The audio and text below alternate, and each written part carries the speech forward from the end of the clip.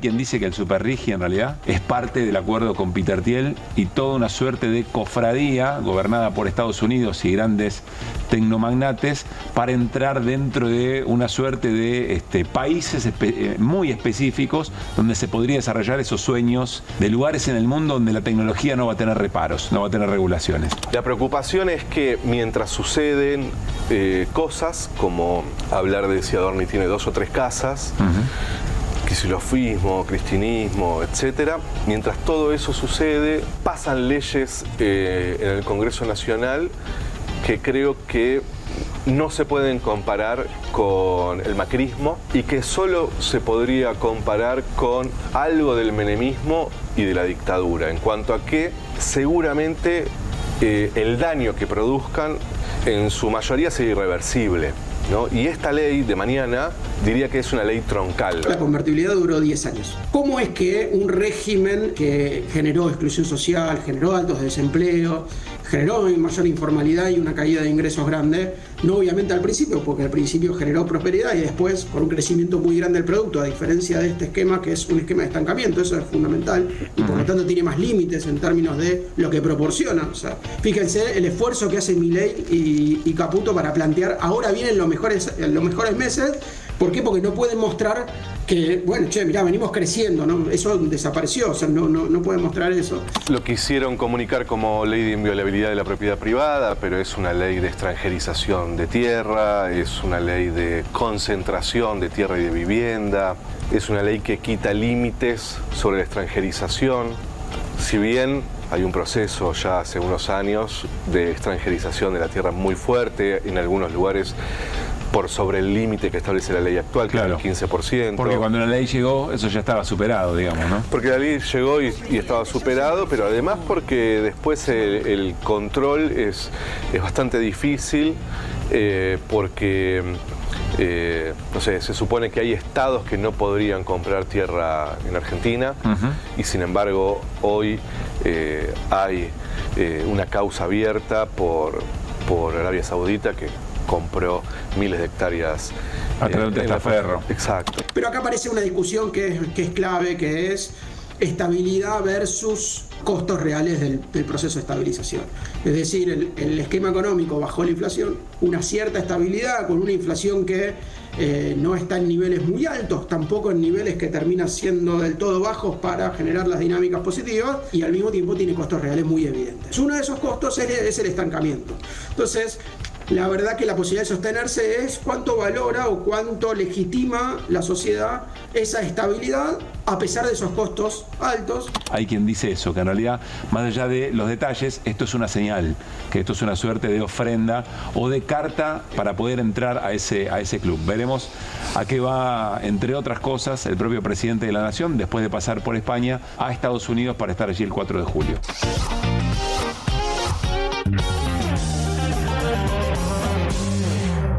¿Qué tal? ¿Cómo andan? ¿Qué dicen? Muy buenas noches. Aquí estamos arrancando QR, noche de jueves, y estamos comenzando la previa con muchos temas. Hola Granoski, ¿cómo le va? ¿Cómo está usted, Caruso? ¿Bien? Martín Epstein. ¿Cómo va eso? Martín G y Martínez, porque si no es como no. Por apellido me parece muy impersonal. Sí.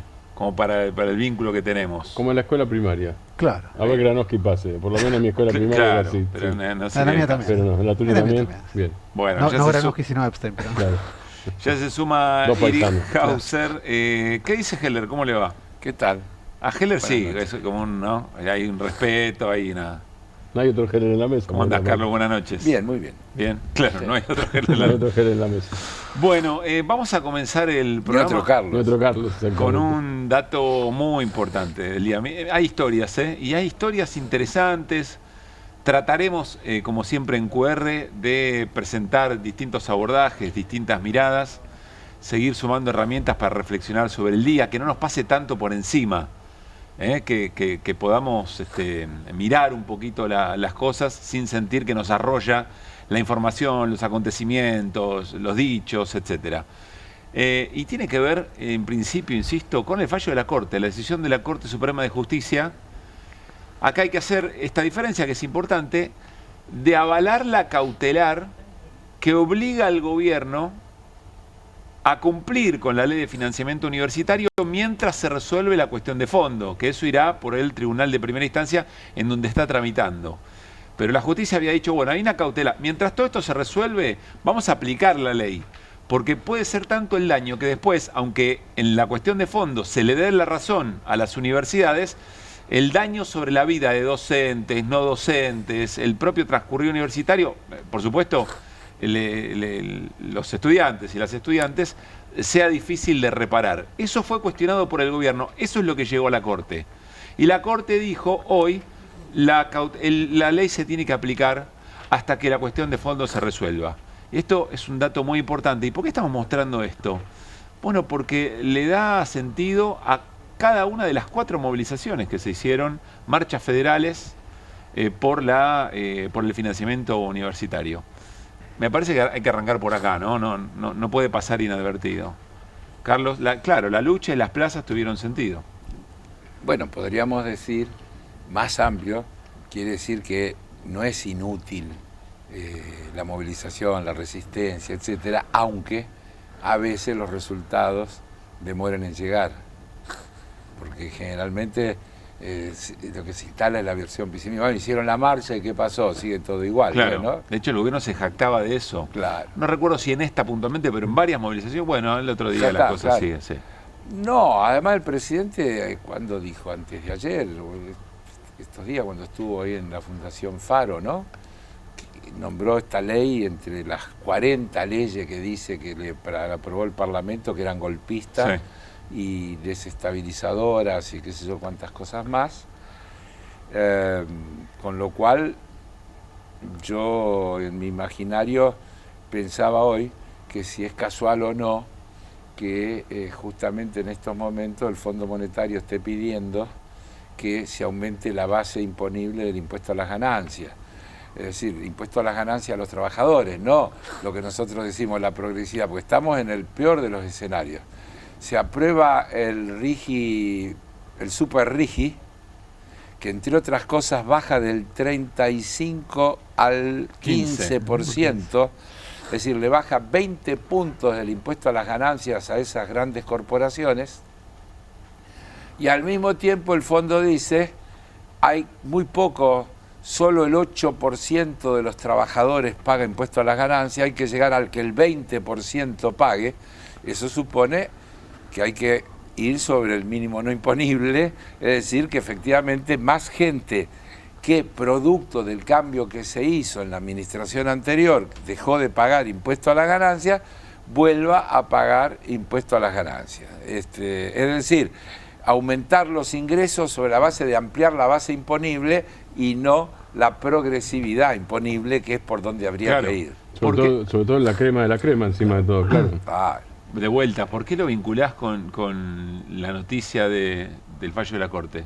Porque para cumplir con el fallo de la Corte va a tener que tocar ingreso fiscal, gasto, va a subir el gasto fiscal, y entonces para mantener el pseudo equilibrio fiscal que tienen, digo pseudo porque está siempre el tema de los intereses capitalizables que no pasan por el cuadro de resultados, seguramente van a decir, bueno, no tenemos más remedio que cobrarle impuestos a más gente para poder cumplir, entonces le vamos a hacer pagar a los trabajadores la ley universitaria que nos impone este Congreso golpista. Todavía no hay respuesta formal del gobierno, pero el gobierno, si sigue en su tesitura... Estoy anticipando lo que podría decir dos cosas. Miren, aunque digan, nosotros no lo vamos a cumplir, ¿por qué? Etcétera, etcétera. O, bueno, lo vamos a cumplir, ahora van a ver. Es difícil no cumplir un fallo de la Corte, porque también, a ver, los, abro comillas, inversores, cuando hablan de seguridad jurídica también quieren una cosa que funcione dentro de ciertas reglas, por eso le exigen leyes, por eso la vieja cosa de Martínez de Oz, nosotros no teníamos la legitimidad para hacer lo que luego hizo Menem porque tenía la legitimidad de los votos y demás. Entonces, no es simplemente decir Milei, bueno, no me importa lo que diga la Corte, igual no lo vamos a hacer, y es complicado desde el punto de vista del orden jurídico internacional y de la seguridad jurídica que esos inversores le piden, además de que le bajen impuesto a la ganancia, además que le dejen llevársela cuando quieren, además Claro. que todo lo además quieren estar seguros de que se puede litigar en Nueva York, de que no hay manera de que le introduzcan cambios, aunque venga un gobierno de otro signo que quiera hacer otra cosa. Claro. Martínez, si quieren sumar algo, Sí, súmese, el Martín. gobierno frenaba, entre otras cosas. Carlos habla de los números, yo no sé el número general, pero sí el porcentaje. Hasta ahora el arreglo con los docentes era de un 21% de aumento. A eso se le sumaría, después de esta decisión de la Corte, un 29% más. Estamos hablando de una enorme diferencia que en realidad lo que hace es compensar un retraso Lo que no le dieron. asumió Milei, claro, exactamente. Es compensar una parte del retraso, ni siquiera creo que Sí. lo compense del todo. Un dato, Compensa una parte del retraso. hasta donde entendemos y por las consultas que hicimos, lo que el gobierno debe hacer ahora es completar aquello Claro. que se negoció. Claro. Digo Es el esto otro porque hay, 29%, claro, hay exactamente, una tal cual. secuencia que se está observando. La secuencia fue demora en esta decisión de la Corte, que parece es una decisión, ¿no? ¿Va o no va la cautelar? No es una cuestión de fondo. Ujú. Entonces llamaban la atención los tiempos. Y como sabemos, la Corte hace política a través de los tiempos de tratamiento de los fallos que le llegan. En el medio, el nombramiento como juez, me va a corregir Irina, el nombramiento del hijo de Rosati como juez. ¿Verdad? ¿Juez federal? Sí, un tribunal oral en Santa Fe. Tribunal Oral de Santa Fe. Sí. Y luego aparece el fallo de la Corte. Estamos obligados a hacer estas lecturas. No quiere decir nada, pero estamos obligados a hacer estas lecturas. Vamos a ver eventualmente cómo se dan las cosas. ¿Sí, Martín? Sí, a mí me tomó por sorpresa el fallo. La verdad que no imaginé que la Corte fuese a jugar fuerte en este momento. Dicho No- sea de paso, docente Docente universitario. universitario en CBC. Vengo de semanas de participar de todas las paros y la conflictividad, y la verdad que me toma por sorpresa porque lo que nosotros imaginábamos era una Corte que iba a enfriar y cajonear el asunto porque no tenía apuro en principio, y también nos tomó por sorpresa la decisión de un sector, no todo, pero un sector importante de el mundo universitario acordando con el gobierno una especie de cesión de entrega de la ley, ¿no? Porque finalmente pactar el 21% cuando Bueno. vos tenés una ley que te dé 50%. Es que a mí es me una parece entrega. que lo que hizo la Corte fue dejar un changüí para que eso sucediera. Mm. Ese acuerdo o no acuerdo, porque la verdad que no mejoró mucho la situación. No, pero es un acuerdo sustentado, salvo con audio histórica, por todos los gremios en asambleas donde se Sí, hubo gran participación. es extraño lo que sucedió. También digo, lo que sacó la Corte, yo no estaba segura si la Corte iba a cajonear, porque era una situación muy grosera. Mm. Y te diría que lo que escribieron hoy, que son 3 párrafos, lo podían haber hecho en 24 Claro, horas. sí, sí. Es una vergüenza que hayan dejado pasar todo este tiempo para decir lo que están diciendo, que es rechazar un recurso y rechazarlo por inadmisible, que es una fórmula que a otros se le aplican ¿Y qué teoría hay, qué hipótesis hay por detrás de eso entonces? No, yo lo que creo es que... Porque, perdón, en el único lugar donde tendría sentido semejante mirada a varias bandas es que el gobierno diga, no, nosotros ya acordamos, ya está, no, esto... Y yo creo que eso no va a pasar, no hay margen para que eso pase. El gobierno va a tener que poner la diferencia de lo que acordó. Perdón, Iri, te interrumpí. No, yo quiero creer que sí, pero la verdad es que con este gobierno me permito dudar de todo. Bueno. Si va a poner la diferencia, Mirá, ¿no? No lo sé, perdón, pero Sí. 2 cosas. Yo concuerdo con tu lectura sobre la cuestión del hijo De Rosati. de Rosati, pero también le prestaría atención a las declaraciones de Ricardo Lorenzetti, que viene, o sea, que de pronto salió Anteayer en TN. sí, a hablar y a decir que está esperando que se llenen las vacantes en la Corte, cuando además hay sobradas versiones de que Lorenzetti viene hablando recientemente con el gobierno, tirándole nombres para llenar las vacantes en la Corte. Un movimiento que ya vimos en algún momento. Digo, para mí nada de estas cosas que van ocurriendo son ajenas a Bien. estas decisiones. Antes de seguir la charla, me interesa, agrego un elemento, que es lo que le dijo Alejandro Álvarez, subsecretario de Políticas Universitarias, en medio de estas discusiones, en un debate a 2 voces, a Bartolacci, que es el titular del CIN, el rector de la Universidad de Rosario y titular del Consejo Interuniversitario Nacional. Miren. Segundo. Y respuesta, Álvarez, 1 minuto. Es la primera vez en la historia argentina que el Estado litiga contra las universidades para no cumplir una ley. El Congreso aprobó una ley, fue ratificada después del veto con mayoría agravada, fue incluso sostenida cuando quisieron derogarla en el marco de la discusión del presupuesto 2026, y hay fallos en primera y segunda instancia respecto de la cautelar favorables, obligando su implementación, y decidieron recurrir a la Corte Suprema de Justicia. Mi pregunta es, si la Corte falla acompañando el reclamo de las universidades públicas, ¿ustedes van a cumplir? Sí. Muy bien. ¿Tu respuesta es esa? Tiene un minuto para argumentar. ¿Cómo puede haber alguna duda respecto al cumplimiento de la ley? Nosotros vamos a cumplir absolutamente la ley. Bien, muy bien. También vamos a exigir. Bueno, ahí hay un testimonio que las autoridades universitarias tendrán que... Igual los antecedentes juegan en contra. Digo, la ley está vigente hace un montón de tiempo y no la cumplen. Claro, Digo, esta idea Pero yo estoy de acuerdo con Carlos. Un fallo de la Corte es un fallo de la Corte. 5 sonrisas. Somos unos desgraciados, incrédulos. Yo la verdad...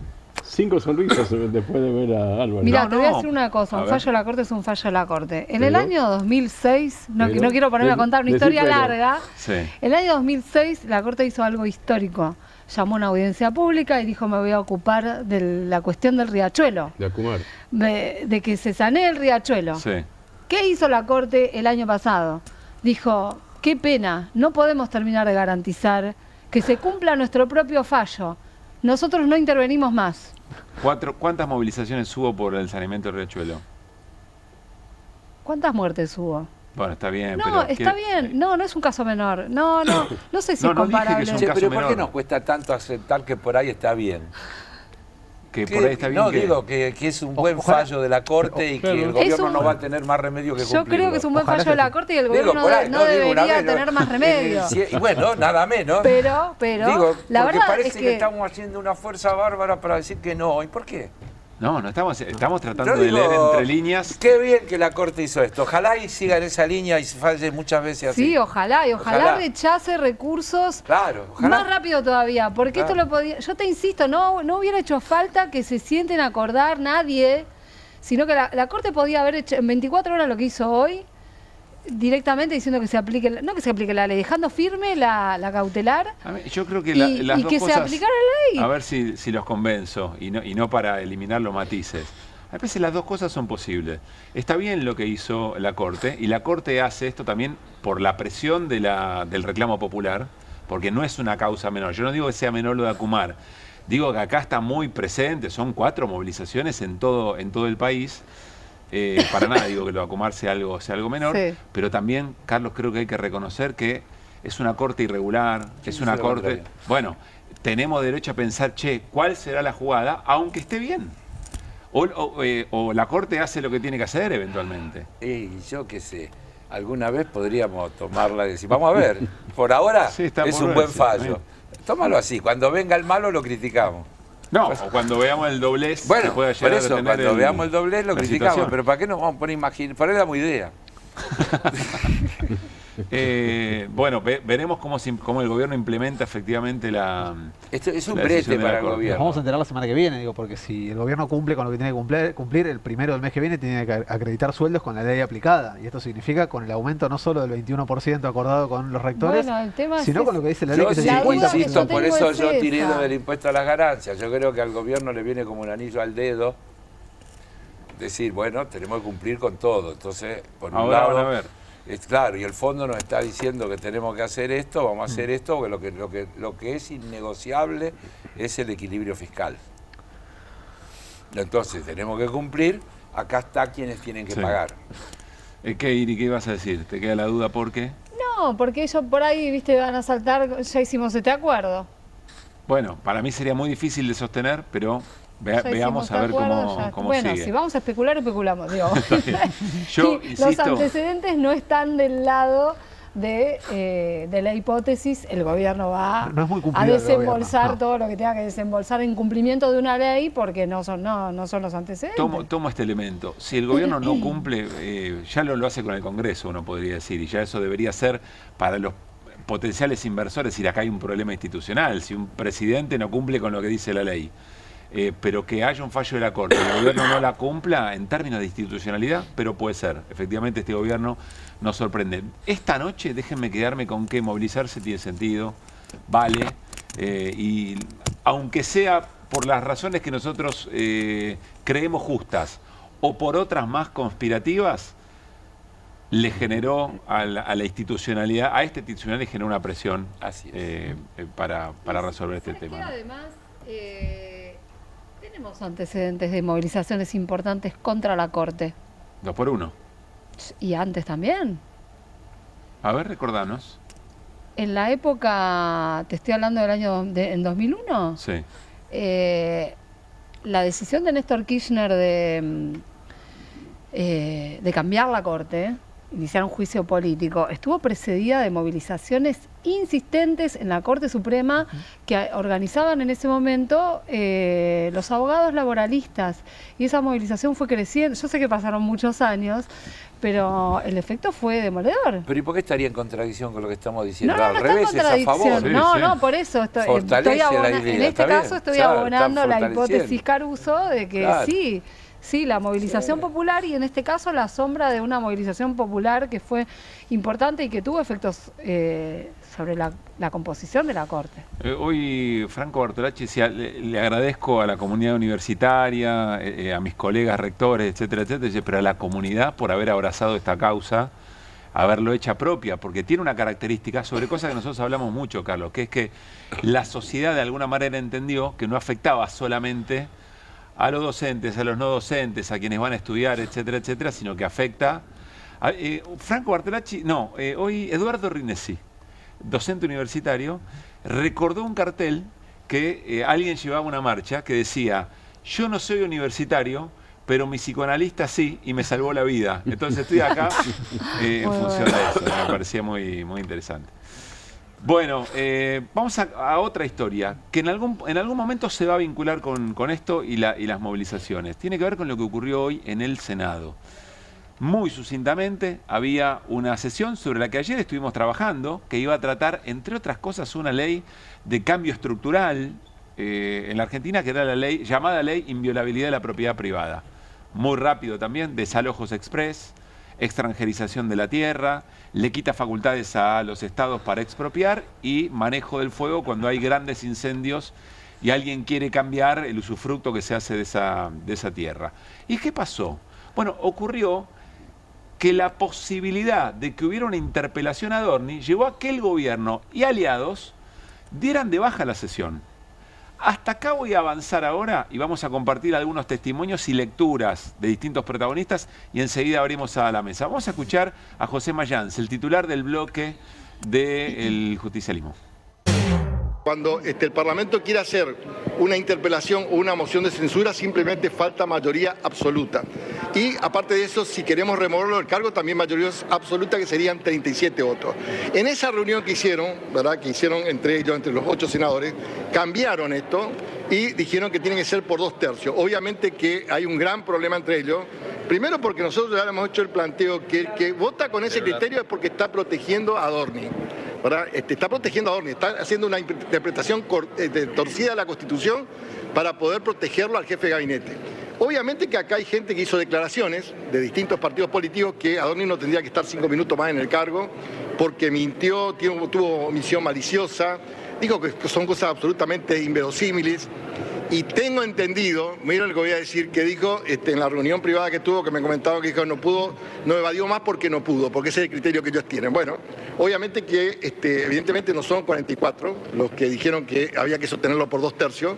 Y yo tengo la convicción de que tienen vergüenza de presentarse al recinto a hacer una interpretación tan torcida de la Constitución, cuando realmente tendríamos que poner límites a una persona que de principio hizo una declaración de 11 millones, ahora tiene 956.000 millones de pesos como declaración jurada, que obviamente no la puede explicar. Por eso es que nosotros siempre decimos que los responsables de dar el quórum son ellos, y quedó evidente que obviamente no son 44 los que piensan de que tiene que sostenerse.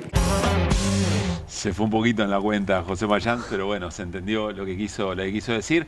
Me alegra tanto que ayer José Amore nos haya explicado con dedicación qué era eso del artículo 101. Lo resolvemos muy rápido, lo repasamos. Si efectivamente la interpelación a Adorni necesitaba 2/3 o la mayoría agravada, que es la mitad más 1 de la propia Cámara. Esa era un poco la discusión. Y lo que dice Mayans es, bueno, la verdad, no tuvieron miedo de tener que venir a decir estamos apoyando a Adorni, entonces para evitar eso patearon para adelante, a comisiones, etcétera, después lo vamos a explicar. Juliana Di Tulio también dio su lectura. El socialismo no juntó el quórum, evidentemente se quebraron en esta situación. Nadie quiere nadie quiere salvar a Adorni, esta es la realidad. Nadie quiere poner la cara. Bueno, la verdad es que la van a tener que poner, más temprano que tarde la van a tener que poner, y además también tengan ustedes en cuenta que para nosotros, que somos la oposición, que no nos tengan en cuenta, que violen la Constitución sin tener en cuenta, obviamente, la participación de la oposición en los acuerdos, en los arreglos, en la labor, en la construcción de una sesión, es imposible para nosotros participar de una sesión que no construimos. Pero además, no solamente eso, sino que hay proyectos que nosotros tenemos que evitar, como por ejemplo el de inviolabilidad de la propiedad privada, que le pusieron un nombre romántico, pero es solamente venderle las tierras a los extranjeros. Atención con esto que plantea Di Tulio, porque en alrededor de todo esto estaba esa ley, por eso hago hincapié en esto. Enseguida viene, en un ratito, Jorge Capitanich, senador nacional, vamos a hablar puntualmente sobre esta cuestión. Ya bajo a la mesa, pero escuchen cómo explicó Patricia Bullrich, la jefa en el Senado de la Libertad Avanza, toda esta situación. Si ellos no dan quórum, ¿por qué vamos a ver nosotros? La sesión la pidió el oficialismo. Nosotros llamamos a la sesión, pero formalmente llamamos todos a la sesión. La labor parlamentaria, la sesión la arreglamos entre todos. Entonces, si la arreglamos entre todos y ellos tenían un proyecto de interpelación y se levantan y no se levantan, sino que no dan quórum directamente, entonces, ¿por qué nosotros vamos a someternos a que se pasen 2 horas los corruptos más grandes de la historia a hablar de corrupción? ¿Ganó Adorni entonces? No ganó Adorni. Si ellos evidentemente querían venir a generar un socavamiento al gobierno, independientemente de Adorni. Un socavamiento del gobierno. Querían poner al gobierno en una situación de falta. Y finalmente la mirada del PRO. Gerling, el titular del bloque del PRO, y otra senadora llamada Wala, que decía esto. Lamentablemente hoy no pudimos tratar el proyecto que presentamos desde el bloque PRO para interpelar al jefe de gabinete, Manuel Adorni. Ni la Libertad Avanza ni el kirchnerismo dieron quórum para que el Senado pudiera sesionar. Una vez más, los argentinos nos quedamos sin las explicaciones que merecemos sobre temas que preocupan y necesitan respuestas. Desde el PRO vamos a seguir insistiendo con la interpelación a Manuel Adorni. Carlos, mirada política y la experiencia legislativa, que ayúdanos a entender, o tu mirada sobre Esperá, lo de... me voy y vuelvo. ¿Por qué? Y porque para entenderlo es difícil. Vos fíjate que estaríamos, si tomamos lo último, en que el PRO quería interpelar a Adorni y la confabulación de la Libertad Avanza y el kirchnerismo se lo impidió. Me parece poco sustentable, digamos, para decirlo con prudencia. Yo creo que el problema de fondo, a mi juicio, es que tuvieron que resignar, tratar cosas en las que están interesadísimos y que se la están pidiendo los grupos económicos, los grandes inversores y demás, como esta famosa ley que permita que los extranjeros vuelvan o que puedan ser dueños de más tierras de las que tienen, entre otras cosas, y que sacrificaron eso para no tener que abrir la posibilidad de la interpelación a Adorni.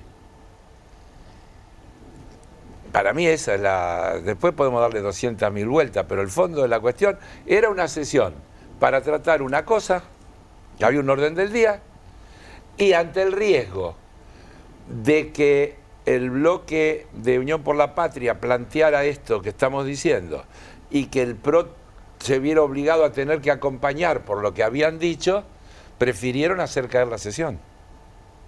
Eso es lo que pasó. Ahora, planteado de esta manera, y no es que había solamente un orden del día, era esto que estábamos diciendo, ¿no? Muy grave. Uno podría decir, mirá, si efectivamente Adorni tapona la posibilidad de que esas leyes se traten, porque entiendo que el gobierno además tenía los votos para eso, que se quede Adorni toda la vida, si es el elemento que hoy aparece para taponar efectivamente no esa funcione agenda. más el Parlamento, por ejemplo. Entonces yo no querría que se quede toda la vida. Es un problema. Tenés razón. No puede ser esa la solución. Lo voy a plantear de otra manera. No es que Adorni ganó tiempo, es que en realidad también se evitó una votación muy flagrante. Por eso digo, paga un costo altísimo el gobierno. En esa encerrona está. En esa encerrona está. Eso es lo que me parece a mí. Bueno, ¿cómo se va a resolver? No se sabe. Bueno, veremos. Que el 2 de julio, que ahora fue a comisión, que sí, que no. En medio de todo eso, Esteban Bullrich dijo, yo fui fundador, Mauricio, la verdad, de esta me bajo. Claro. Me parece una barbaridad. Indeclinable, dijo. Ahí está, ese es el posteo que se difundió hoy, pero que se escribió evidentemente irrevocable. Ayer. Y dice todas las cosas que dice. Vamos al párrafo donde habla específicamente de Adorni. Hace toda la consideración de lo importante que él y cómo él quiere al PRO y lo que le costó, etcétera, etcétera. Y sobre el final dice, la protección brindada a Manuel Adorni fue, para mí, el hecho que terminó de hacer evidente esta distancia. No porque crea que una persona define el destino de un partido, sino porque las organizaciones revelan su verdadera identidad en aquello que deciden justificar, tolerar o defender. Cuando la conveniencia política comienza a pesar más que la responsabilidad ética, el liderazgo pierde su sentido más profundo. Yo quiero recordar que Esteban Bullrich es un enamorado del proyecto del PRO. Es el ministro de Educación que se plantó frente a empresarios y dijo, vengo acá no como ministro de Educación, sino como un gerente de recursos humanos para ustedes. Ese nivel de dirigente conservador liberal es. Bueno, y ahí está el planteo. Evidentemente hay un costo, ¿no? No sé cómo sale el laberinto. Yo de fondo lo que veo es la preocupación de cómo se construyen las voluntades para que lo que hoy se está por votar no se vote. Afuera a él, porque está además con una grave enfermedad y demás. Yo le tengo mucho respeto. Yo fui parlamentario junto con él y teníamos una buena relación personal sin disimular las profundas diferencias ideológicas, pero creo que es un buen tipo. Sinceramente creo que es un buen tipo. Y creo que él cree que yo también soy un buen tipo. Eso nos permitió, porque en realidad empezó así la relación. Él se me acercó en el Parlamento y me dijo, mi suegro, que había sido conmigo, era presidente de la Comisión Fiscalizadora de Cuenta de Boca, le había dicho que yo era una persona honorable, que era una buena persona. Y entonces él me lo vino a decir y ahí nació entre él y yo una relación de confianza, de poder hablar, de poder disentir claramente, pero con cierto afecto y respeto. Corregime, pero no abunda eso, ¿no? En este tiempo de tanto... Escasea. Yo tengo varios casos que lo que logré poder diferenciar el tema de mantener las diferencias, qué sé yo, y no te digo, qué sé yo, con Pinedo chichoneábamos muchísimo. Él me citaba a Marx cuando, cosas por el estilo. Bueno, digo porque te permite un debate político en un carril muy distinto de lo que vivimos. Sí, sí. Y no te obliga a vos a tener que aceptar lo que yo podía hacer no con Pinedo lo que jamás haría con Iglesias. Claro. Ahí está, buen para ejemplo. Dar el ejemplo de marcar los dos modelos, si querés. Claro. Bien. Bueno, veremos cómo resuelve el gobierno, pero yo insisto, no perdamos de vista lo que decía Di Tulio, que en el fondo está el hecho de que hubiera una sesión para votar algo que implicaba una entrega de soberanía muy importante. Muy importante. La que el gobierno está interesadísimo en lograr y la postergó. Y la tuvo que postergar en función de esto.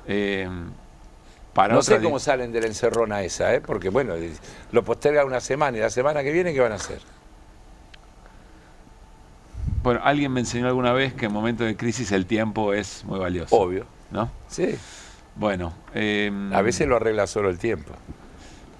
Vamos a comentar, Carlos, vamos a aprovechar tu presencia, porque ayer se votó, o se autorizó en diputados, el pago a fondos buitre.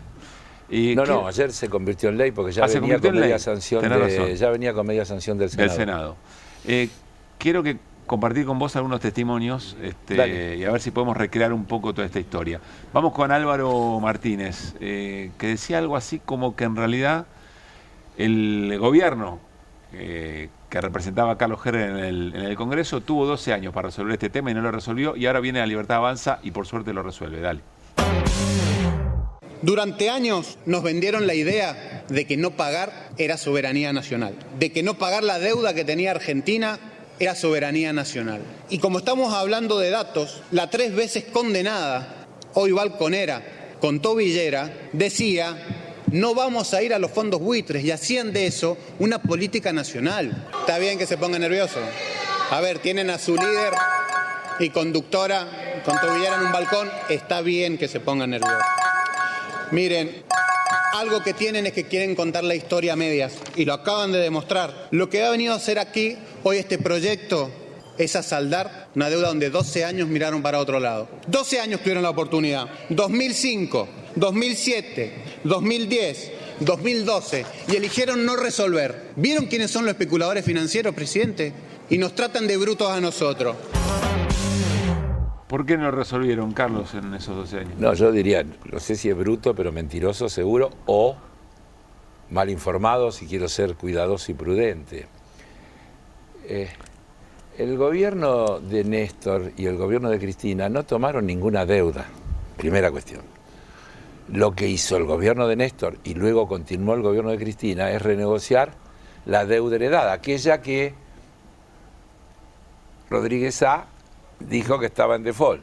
Cuando asume Kirchner, cuando asume Néstor Kirchner, Labaña, ministro de Economía, empiezan una negociación que tiene una primera etapa, que es la del 2005, donde hay una primera negociación, donde una cantidad de bonistas aceptan renegociar, con quita de monto, con baja de tasa y con extensión de plazo.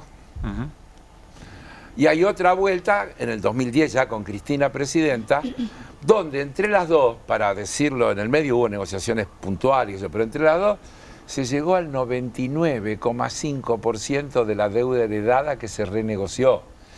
Eso que ahora están arreglando equivale al 0,5% de la deuda que había cuando asumió Néstor Kirchner. 0,5%. Que no se arregló porque los tenedores de esos bonos, señores buitres, compradores de deuda en default a bajo precio para negociar, litigar y luego hacerse de una suculenta ganancia, no quisieron aceptar las condiciones que el otro 99,5% aceptó. Y por eso llegó hasta acá esa situación.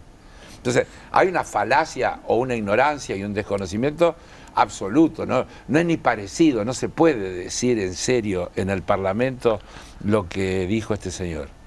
Porque hay una tergiversación total, absoluta de la realidad histórica. Vos podés decir, tenían que haber arreglado, le tenían que haber concedido, es un error porque por eso nos embargaron cosas, podemos hacer un montón de disquisiciones, pero lo que dijo es un disparate, no soporta ningún análisis. La frase famosa de Néstor Kirchner, con la que empieza la negociación del la negociación del fondo antes, era los muertos no pagan, no eran los vivos no pagan, eran los muertos no pagan. Pero se arregló todo, se arregló todo. Ayer hasta podríamos discutir, se podía haber negociado más, se podía lograr una quita más grande, podría haber otras discusiones, pero no que no se... El 99,5%, esto que están arreglando ahora equivale al medio punto de deuda, de la deuda heredada, medio punto. ¿Cómo decir, tuvieron 12 años para arreglarlo y no hicieron nada? Es una falta de respeto al conjunto de la sociedad, en serio, es muy grave. Ayer Germán, bueno, el bloque Unión por la Patria votó en contra y Germán Martínez decía, le están dando herramientas a ustedes. Si algún bufete de abogados está viendo esto, le están dando elementos para reabrir algún litigio. No sé si se puede ocurrir o no, pero conceptualmente es... Sí, conceptualmente que correcto. El 0,5 se lleve puesto el 99,5 de los... Sí, porque habrá que ver, no sé cómo quedó, así que voy a decir, en aquellas negociaciones recuerdo que una de las cosas que había es que con el 99,5 que se arregló, estaba planteado que no podía haber arreglo en condiciones más ventajosas porque si no tenían derecho a apelar. Los que habían arreglado podían decir, quiero la condición que le dieron al más beneficiario. Así que como no sé bien cómo es lo que arreglaron, puede ser que finalmente los buitres se avinieron y están cobrando lo que hubieran tenido que haber cobrado en aquel momento, porque otra cosa no se puede, y entonces esté bien y esté encuadrado. Puede ser que sea así. Pero el tema estaba planteado en esos términos que yo te digo. Yo me acuerdo cuando se discutía, decía, si le damos a este 0,5 mejores condiciones para resolverlo de ello, todos los otros tienen derecho a reclamar lo mismo y eso tiene un costo altísimo. Claro. Eso es lo que puede ser que diga, puede abrir otras instancias de revisión. Eventualmente son debates que también permiten volver a traer, por lo menos en estos programas, que no son los más. No. Desgraciadamente. Tratar de recuperar un poco cómo fueron las dinámicas de endeudamiento y cuáles son los distintos posicionamientos, que también generaron mucha discusión hacia dentro del gobierno anterior, digamos, ¿no? Respecto del acuerdo. Bueno, fue un parteaguas en algún sentido. Es otra negociación. Esa es la de Macri, porque esa es la otra cosa que están mintiendo otra vez. La deuda la tomó el gobierno anterior a Néstor Kirchner, no Duhalde. Todo el proceso de endeudamiento que se dio durante la convertibilidad, digamos, y el que volvió a endeudar el país se llama Mauricio Macri. La deuda que se renegoció última, en la que está la discusión, si se podía negociar más, si se negoció menos, etcétera, es la deuda de Macri, los 50.000 palitos que tomó Macri de deuda y los bonos que estaban allí, que fueron los que primero negoció Guzmán, con los que acordó, y después vino la negociación con el fondo, que es la que algunos sectores cuestionan, que se podía haber negociado más, que no hubo que haber hecho ese acuerdo. Pero dejando esa discusión de lado, esa está referida a la deuda que se tomó en el gobierno de Macri. La otra estaba toda negociada por Néstor y Cristina en sus respectivas gestiones, esencialmente en dos grandes acuerdos, insisto, uno en el 2005 y otro en el 2010. Quiero que compartamos la palabra de otro diputado ayer en medio del debate, Hartfield, si no me equivoco, también de La Libertad Avanza, que decía esto. Entonces esta es la historia nefasta que tenemos que cambiar y que el presidente Milei ha decidido políticamente cumplir con cada una de las negociaciones, y tenemos que cerrar esta historia para poder pensar en que los acreedores son aliados. Aquellos que invierten en Argentina son aliados y que reestructurar un bono, hacer una quita o no pagar, algunos repiten por ahí que es una ganancia y un desendeudamiento. No, no, no, nos estamos perjudicando. Sin comentarios. No, ni siquiera dice por qué son Claro, aliados. sin comentarios. No, no hace falta ponerlo de vuelta. ¿Qué le vas a agregar? Está clarísimo. Que lo explique. Claro. Y alguien que te presta y vos después le reestructurás y qué sé yo, al final no te van a prestar más. Claro. La misma idea de no ser un país apto para cierto tipo de inversiones o préstamos, ¿no? Puede ser. Sí, vos sabés que yo tengo no dice todo eso. Claro. No, además yo tengo un planteo de fondo que digo que encima que hace un esfuerzo para mejorar el argumento. Que venga y explique. No nos pagan para la eso. Argentina no necesita poder endeudarse más, necesita poder desendeudarse. ¿Cómo? La Argentina no necesita condiciones para endeudarse más. Necesita condiciones para generar recursos para desendeudarse. Eso es, por un lado, crecimiento económico real que mejore los ingresos que el Estado tiene, y segundo, negociación de condiciones para que sea posible pagar. Creo que eso es lo que necesita la Argentina. Perder ese tipo de aliados. Sí. Pero claro, lógico. Sí, sí. Sin duda, no tengo ninguna duda de eso. Quiero que cerremos este momento de la charla político-económica con el equipo y con Carlos, con algo que dijo el ministro de Economía, Luis Caputo. Prestemos atención a las inflexiones, a los silencios, al subrayado que hace el propio ministro de Economía, hablando sobre el momento de su plan económico y de la política argentina. Argentina va a cambiar radicalmente en los próximos 2 años. Eso es bajar el costo argentino, eso es generar competitividad, y esa es la forma en que se van a beneficiar todos los argentinos, que ya lo están viendo, porque si ustedes, seguro no les pasa desapercibido, la ropa en Argentina, incluso la nacional, ya no sale 10 veces lo que salía en el mundo. Los autos hoy en Argentina tienen el mismo precio que en los países vecinos. Incluso, además, hay crédito y hay mucha más variedad de autos. Lo mismo podemos decir de electrodomésticos, de celulares. Entonces, hoy ya estamos viendo eso. Ya lo estamos viendo. Y ese es el único camino posible. Y realmente cuando pienso en esto y digo, bueno, más de uno piensa en la parte política. Entonces, cuando lo económico viene bien, entonces viene el cuestionamiento político. Entendible, pero digo, ¿viste? El miedo al pasado. Me hago eco de las palabras del presidente ayer. Yo creo que hay que perderle el miedo al pasado. Hay que perderle el miedo al kirchnerismo particularmente. Porque, y esto no es soberbia ni desprecio ni nada, es simplemente sentido común, es no subestimar a la población. Digamos, después de el esfuerzo que han hecho todos los argentinos, de los resultados que hemos logrado, creer que la mayoría de la población va a querer volver a esto, ¿sí? Inflaciones del 8, 10, 20% mensual, riesgo país de 2000 y pico, cepo cambiario con brecha del 200%, desabastecimiento de nafta, gente midiendo góndolas o directamente supermercados vacíos. O sea, creer realmente que la gente en su mayoría...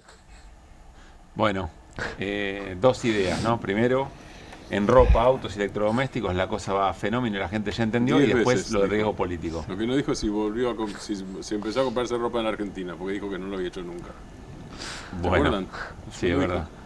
Dice un montón de cosas. ¿Por dónde querés arrancar? Me interesa este debate, porque para mí es un debate que al gobierno le preocupa, por eso Caputo se inventó los 18 meses móviles, ¿no? ¿Cómo? Claro. 18 meses se van corriendo. Claro, se van corriendo. Se van corriendo de la zanahoria que va siempre adelante.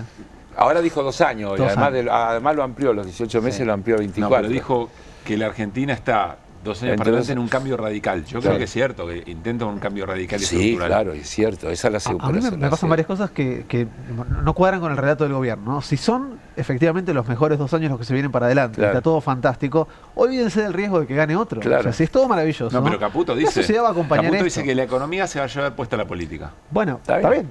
Me parece bien que se confíe. Me sorprende que haya elegido el caso del desabastecimiento de nafta cuando estamos con desabastecimiento de gasoil en la provincia de Buenos Aires. Porque como hicieron mal las cuentas, se calcularon que hacía falta menos, porque teníamos un montón. Ahora la estación de servicio, como se viene un tiempo fresco, tiene que racionar el gasoil. Entonces hay cola de sí, gente que está 4 o 5 horas. Pero, de todas maneras, a mí me interesa la composición de la escena. Caputo va y le habla... Es un abandono del riesgo Cuca. Caputo va y le habla... habla... El abandono del fantasma hasta del riesgo la semana Cuca que viene. Le habla hoy. No, él dice, no tenga miedo político, necesitamos que Yo haya creo generar que expectativas. juega políticamente y hace su juego, digamos, visto desde del lado de ellos, está bien lo que hace. Está diciendo, acá la economía le va a ganar a la política, muchachos, no hay problema, los inversores, porque le están diciendo, no, vamos a esperar las elecciones, porque a ver si nos metemos ahora y dentro de un año estamos en un lío. Entonces no venimos hasta, no, vengan ahora tranquilos porque ese riesgo no existe. Creo que de eso se trata. Lo que está diciendo, básicamente es eso. Ganamos en el 2027. No hay riesgo 2027. Exacto. Vengan ya, no esperen al resultado de las elecciones. Las consultoras que le dicen, no le cambio la calificación hasta después de las elecciones porque queremos saber quién va a ganar, etcétera, etcétera. Entonces está contestando a eso. Digamos que desde su óptica y su lógica es razonable el planteo. Eso no quiero decir que estoy de acuerdo. Entiendo el planteo. Si yo quisiera defender lo que defiende Caputo, por ahí diría lo mismo. Y tendrías en tu presentación una foto diciendo no vuelvan a esto, pum, y pondrías en vez de a Guzmán a Caputo. Claro, y a Macri diciendo, esta mañana he hablado con la directora del Fondo Monetario y le he pedido que estudiemos la posibilidad de un crédito preventivo. ¿Te acordás? Crédito preventivo. Que nos acuerden un crédito por si lo necesitamos. Mirá dónde estamos. Carlos, antes de cerrar, ¿te vas a Bruselas? Sí. ¿A qué vas?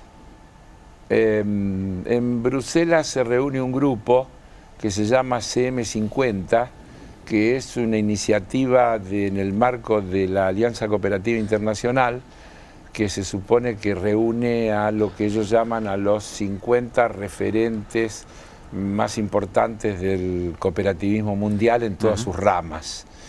En Nueva York, cuando yo estuve, y me invitaron a participar en ese evento, que va a realizar su primera reunión. Es la primera reunión que tiene el objetivo de comenzar un debate sobre el modelo de economía mundial necesario para salir de esta situación desde la óptica del movimiento cooperativo. Así que vamos a ver de qué se trata. Por ahora es una invitación, me honra que me hayan invitado y creo que es un prestigio que excede lo personal, porque tiene que ver con la representatividad de la entidad que yo presido. Así que vamos a estar en Bruselas participando 2 o 3 días de la semana que viene. ¿Sí? Te lo dije en la radio, te lo digo ahora, tirarle alguna de Gorini, decirle un mundo mejor es posible, ¿cómo se completa? Ya lo hice en las Naciones Unidas, compañero. ¿Cómo se completa la frase? Usted no me escucha. Si la gente quisiera y lucha para conseguirlo. Esa es genial. Porque sin la tercera hizo 2 pausas. Gorini. Tirala en Bruselas. ¿Va el embajador? ¿Va el embajador? ¿Sabés quién es, no? Sí, sí, claro, Iglesias, sí. Bueno, no sé por qué iría el embajador, porque no es pero podría darse, que yo no tengo idea. Yo tengo la lista de los participantes, de los 50, que hoy justamente me llegó. Desde luego hay un montón de personas que yo no conozco. Te diría que casi 48 que no conozco de los 50, así que va a ser una experiencia interesante. Bueno, muy bien. Bueno, que vaya bien. Y después nos contás Lo a la vuelta. hablamos en 2 semanas, porque yo no voy a estar toda la semana que viene. Bueno, el otro jueves. Nos vemos en octavos. Nos vemos en octavos. Gracias, Carlos, por haber venido. Chao, abrazo. Voces del día y ya viene Jorge Capitanich, senador nacional. Resulta afirmativo. Adorni no se va felices de defender a un tipo que está más sucio que una papa. ¿Cómo te llamas, hermano? Anthony. El otro, Ramón. Yo diría que lo primero que estamos esperando, hermano, es que no vuelva a temblar. ¿Por qué hay tanta diferencia entre una persona que está en California y le llega una alerta temprana? Porque Estados Unidos desarrolla su sistema científico para eso. Nosotros tenemos que alertar, pero paralelamente se destruye todo el sistema científico argentino que alimentaba. Entonces, ¿para qué nos sirve alertar? Personalmente hemos tenido que soportar muchas cosas muy injustas. Y nuestra causa es la causa de la educación, ¿viste? Yo lo que quiero es que los pibes tengan las mismas posibilidades que tuvimos nosotros. Si no me creían a mí, Esteban Bullrich acaba de renunciar al partido. Acaba de renunciar, te dice que él no puede estar en una organización en la que se esté protegiendo a Manuel Adorni. No habiendo quórum, se levanta de inmediato la sesión. ¿Ganó Adorni entonces? No, no ganó Adorni. Querían venir a generar un socavamiento al gobierno, independientemente de Adorni. ¿Tienen vergüenza de presentarse al recinto a hacer una interpretación tan torcida de la Constitución? No solamente eso, sino que hay proyectos que nosotros tenemos que evitar, como por ejemplo el de inviolabilidad de la propiedad privada, venderle las tierras a los extranjeros. Creer que la mayoría de la población va a querer volver a esto, desabastecimiento de nafta, supermercados vacíos, yo creo que es subestimar a los argentinos. ¿Qué pasa con el GNC? No hay. Es la Argentina de Milei. No se fabrica más nada, no conviene. Y ahora los talleres, muchos desaparecieron, cerraron. Cuando la patria está en peligro, no deben existir los caprichos. Tiene que existir la coherencia. Apostemos a que Cristina esté libre. Viva Cristina, viva Kicillof. Déjense de pelear, únanse que tenemos que ganar. Hoy no hay país del mundo que se pueda dar el lujo de poner en riesgo su producción nacional. Es con los empresarios, pyme, argentinos, que hay que construir una Argentina mejor. Con universidad pública, con ciencia, tecnología y con soberanía nacional. Porque le importa más la vida de un tacho de mierda y no la vida de nuestras compañeras. Vamos a quemar todos los tachos que se nos da la gana. ¡Junta con la ayuda! ¡Siempre con la ayuda! Tenemos que unirnos, estamos muy entretenidos con el Mundial, cosa hermosa que hasta yo veo los partidos, pero no nos dejemos tapar el sol. ¡Fuera Milei! Mandarle este video para agradecerle lo que hicieron por el dibujo.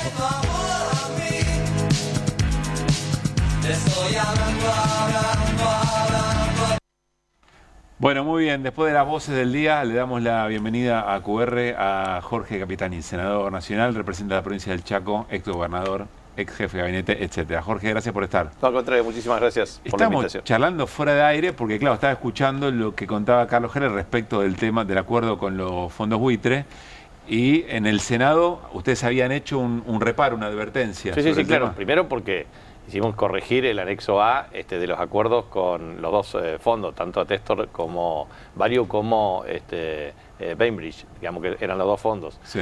Primero planteamos la objeción, le estamos pagando al contado 171 millones de dólares cuando no se ejecuta la ley de emergencia por discapacidad o el tema de financiamiento universitario o no se atienden cuestiones que son esenciales para la vida humana. Claro. La segunda cuestión es que nosotros diferenciamos cualitativamente lo que significa la inmunidad de jurisdicción respecto a la inmunidad de ejecución y eso va con el artículo 517 y 519 del Código Civil. ¿Qué diferencia tiene eso? No, y eso significa que eso hay que hacerlo, la inmunidad de ejecución, o sea, significa que la ejecución por el secuator de la sentencia tiene que ser provista por la vía judicial, no por la vía de aprobación legislativa. Ajá. Es incorrecto el procedimiento. ¿Y genera algún riesgo para el Estado?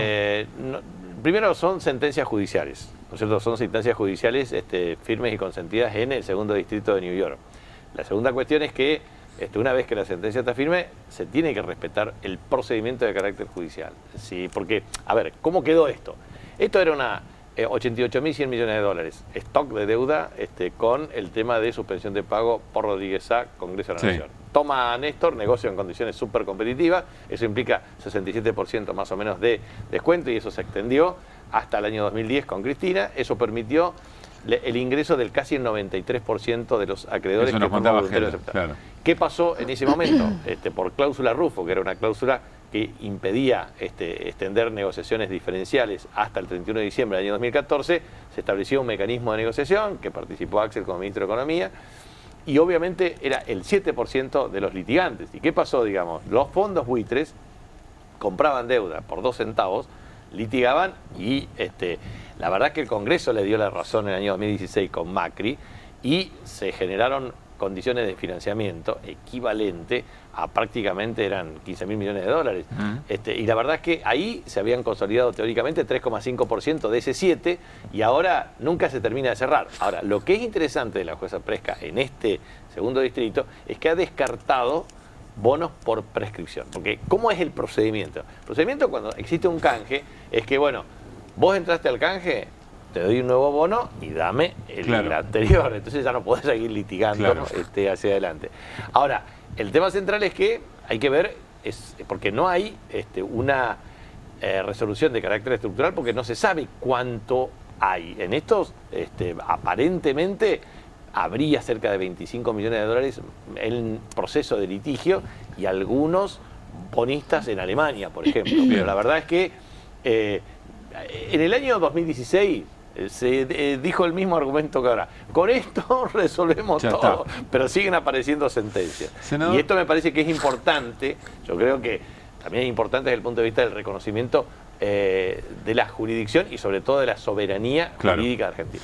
Senador, ¿qué pasó? ¿Cómo explica lo que pasó hoy? ¿Por qué se cae la sesión? ¿Qué rol juega efectivamente el bloque al que pertenece? Porque en algún punto el gobierno dice, bueno, el PRO dice, la Libertad Avanza y el kirchnerismo conspiraron para no tener sesión. Bueno, primero y principal, el reglamento interno del Senado, artículos 56, 57 y 58, establece claramente la comisión de labor parlamentaria que la preside la presidenta del Senado, que es la vicepresidenta de la Nación, y le integran todos los bloques.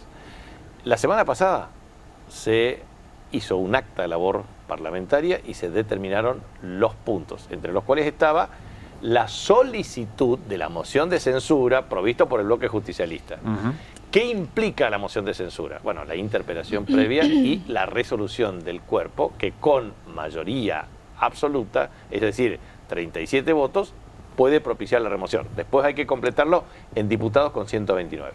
Entonces, concretamente... 37, no 2/3. Exacto. ¿Qué pasó después? Fueron a la Casa Rosada y dijo, no, esto no se puede permitir. En consecuencia, vamos a cambiar. El método no es mayoría absoluta, sino 2/3. Sí.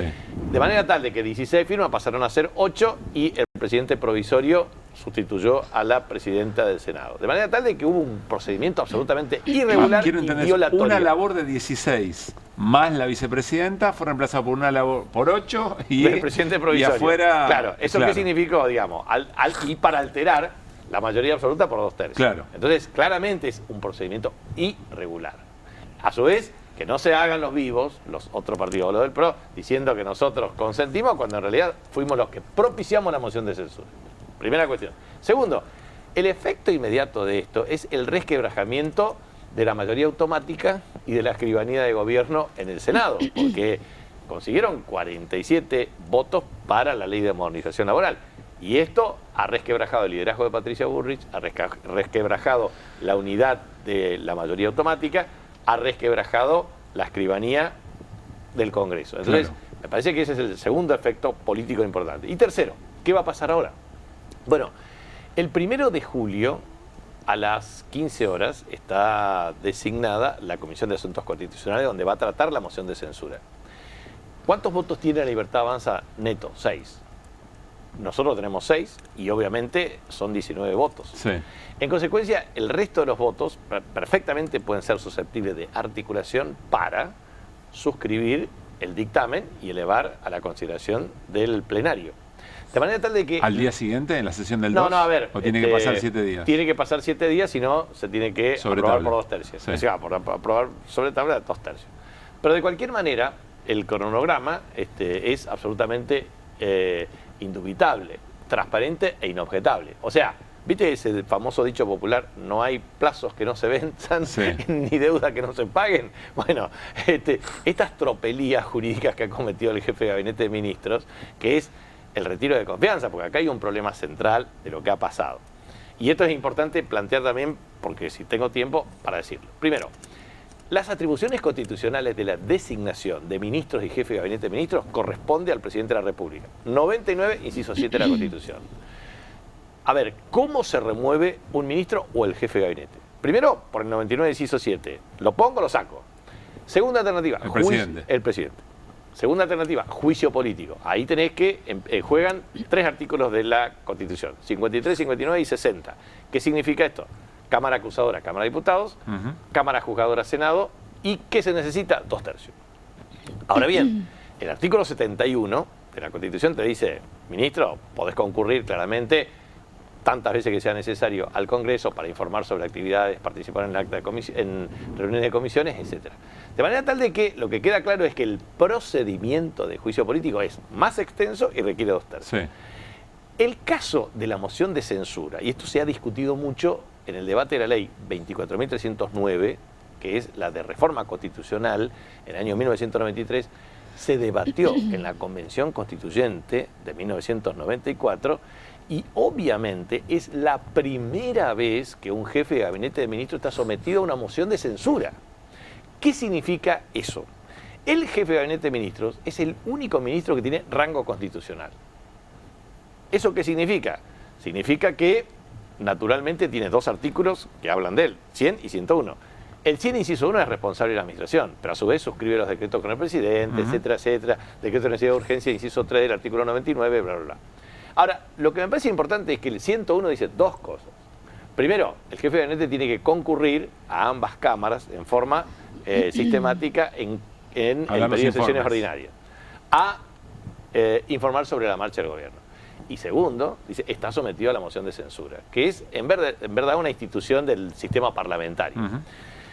Ahora bien, ahí la cuestión que... O sea que la regla es clara, acá no súper, hay mucho... pero súper, y te dice por mayoría absoluta, es súper, no hay nada para interpretar, nada. No es que hay como otras cosas, mitad biblioteca interpreta una cosa. Pero aparte te digo lo siguiente, si vos te vas al diario de sesiones de la Cámara de Diputados, de la Cámara de Senadores, etcétera, tenían las 2 posiciones. Decía, sí, esta figura es la 5ª rueda del carro, decía, no sirve para nada. Y otra que decía, bueno, esto es, primero, un sistema institucional en forma permanente de vinculación entre el Congreso y el Poder Ejecutivo. Es un funcionario que se responsabiliza de las acciones del Congreso. Tercero, las atribuciones del Congreso para removerlo. O sea, eso también se discutió claramente sobre lo que era la atenuación del poder presidencial en el marco de una especie de régimen semipresidencialista que no llegó a ser tal como... lo que quería básicamente Alfonsín. Que es lo que quería Alfonsín en el núcleo de coincidencias básicas, claro. digamos.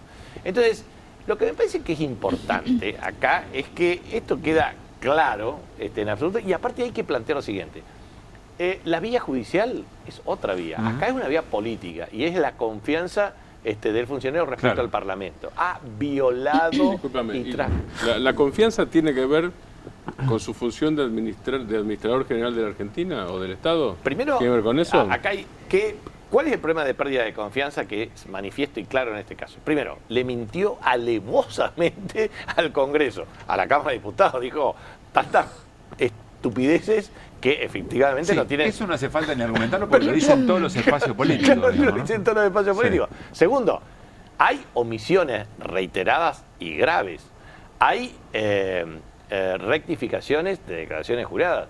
Hay invocaciones claras de que efectivamente ha sido un evasor impositivo y ha violado la 11683 de procedimientos tributarios en materia de incumplimiento de deberes formales y a su vez todo lo que se te imagina. Entonces, claramente es un funcionario que ineludiblemente tiene una pérdida de confianza por parte del Congreso porque ha mentido sistemáticamente. Pero insisto en algo que dijo, una cosa es lo que hará el Poder Judicial para saber si comete un delito, etcétera, etcétera. Otra cosa es lo político, y esto es lo que se gusta. Exacto.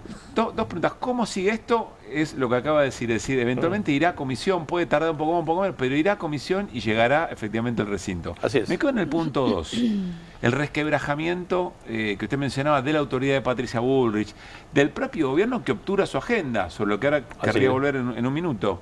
Entonces, ¿cuál es su interpretación de por qué lo sostiene si le cuesta tanto? Si le cuesta tanto cosas que le ha costado conseguir al propio gobierno. Es una pregunta que no puedo elaborar una respuesta de carácter racional, eficaz y eficiente, sinceramente.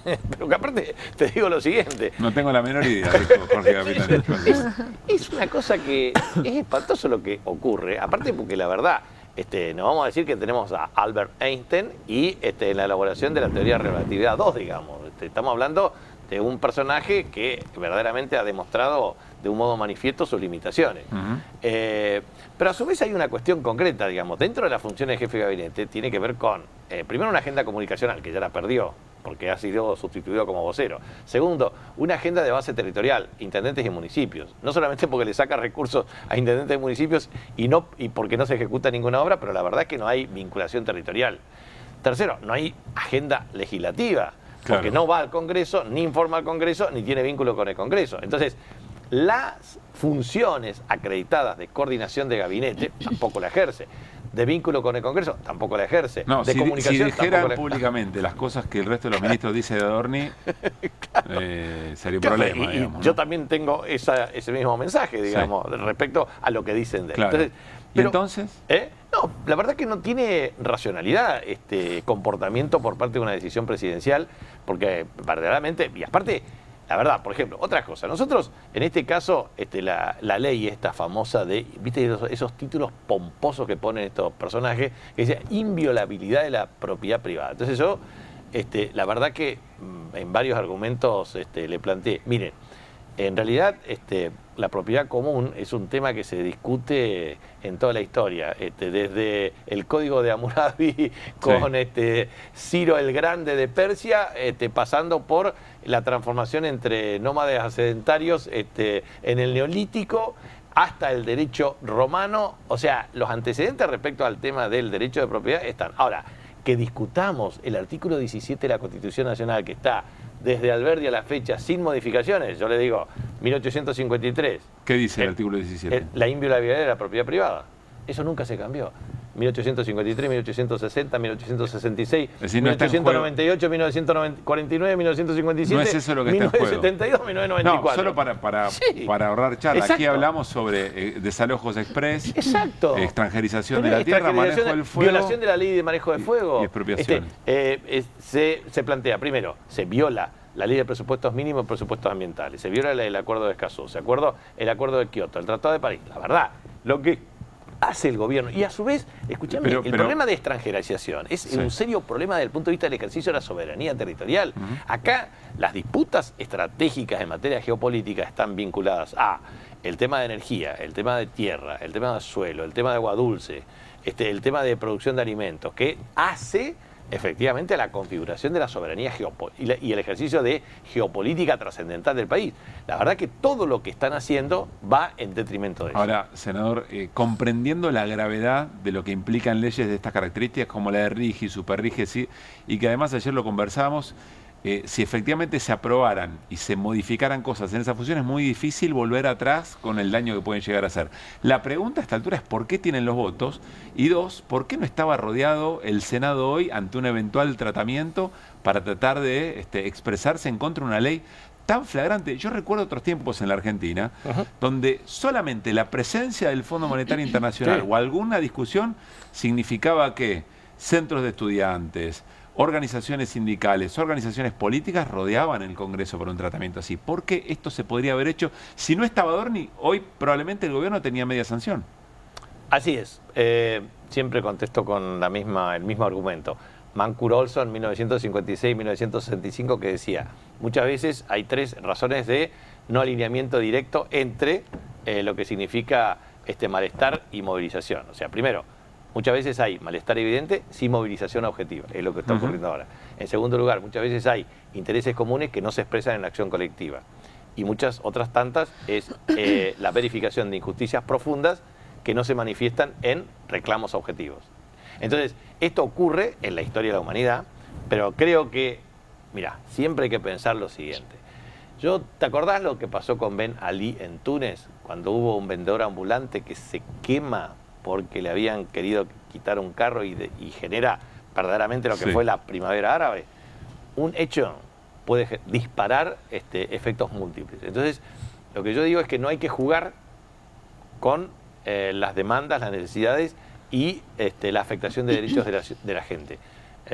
Esto en cualquier momento puede generar una reacción porque si vos tenés 26.448 pymes que quiebran... Vos ves condiciones, lo voy a decir así, sé que es incómodo, pero ves condiciones para un estallido, lo que falta es quizá cuál es el detonante. A ver, yo creo que hay cuestiones para preocuparse. Primero, cerca de 349.000 personas formales que han dejado su empleo. Segundo, 26.448 pymes, que van a ser 40.000 de acuerdo a nuestras proyecciones, y la verdad que se te da. Tercero, deterioro del salario real. Cuarto, precarización laboral extrema. Quinto, lo que claramente la gente es que no tiene plata. Entonces, te aumentaron el alquiler, te aumentaron la boleta de luz. Los que tienen garrafa, la garrafa. Los que tienen gas, el gas. Te aumentan los medicamentos, los insumos, las jubilaciones, efectivamente te la destruyen. Y lo mismo que ciertos mecanismos, salvo la asignación universal por hijo, que es una asignación no contributiva que efectivamente tuvo una reparación diferente al resto. Pero lo cierto es que hubo un deterioro del ingreso real de la mayoría de las familias. Y la verdad es que ¿cuáles son los sectores que progresan teóricamente? Pero progresan con un modelo extractivista sin generar empleo formal, sin generar inversiones y sin verdaderamente generar efectos multiplicadores en la economía. Te crece minería estratégica, pero no es mérito de este gobierno. El tema de Vaca Muerta no es mérito de este gobierno, como fue producto de la tratación de YPF del 2012 y producto de las acciones nuestras, como el gasoducto y las construcciones correspondientes para tener autoabastecimiento energético. Entonces, concretamente, esos sectores, los que crecen, intermediación financiera, minería estratégica, energía, representan el 15% del empleo. El 55% del empleo está representado por comercio y servicios, por industria, por industria de la construcción, por otras actividades conexas que verdaderamente están mal. ¿En tu provincia qué pasa? A ver, récord... Porque ahí no tenés esos 3 sectores. No, claro, pero digo, una parte de agro, récord absoluto en materia de reducción de más de 10,8% de pymes, o sea, más de 1.100 pequeñas y medianas empresas. Si yo lo tomo entre lo que es empleo formal, informal, directo y indirecto, 30.000 menos. Si yo tomo empleo formal estrictamente son 8.000 y pico, 8.800, pero ahora tomo el salario. Vos fíjate el salario nacional. ¿Cuánto cayó el salario nacional promedio en la era de Milei? 38 puntos, menos 38. Y a su vez, ¿cuántos menos empleados estatales? Casi menos 70.000. O sea, estos tipos están haciendo un daño irreparable. Y la verdad es que ese tejido social, con el tejido productivo, está generando un problema serio de agrietamiento social.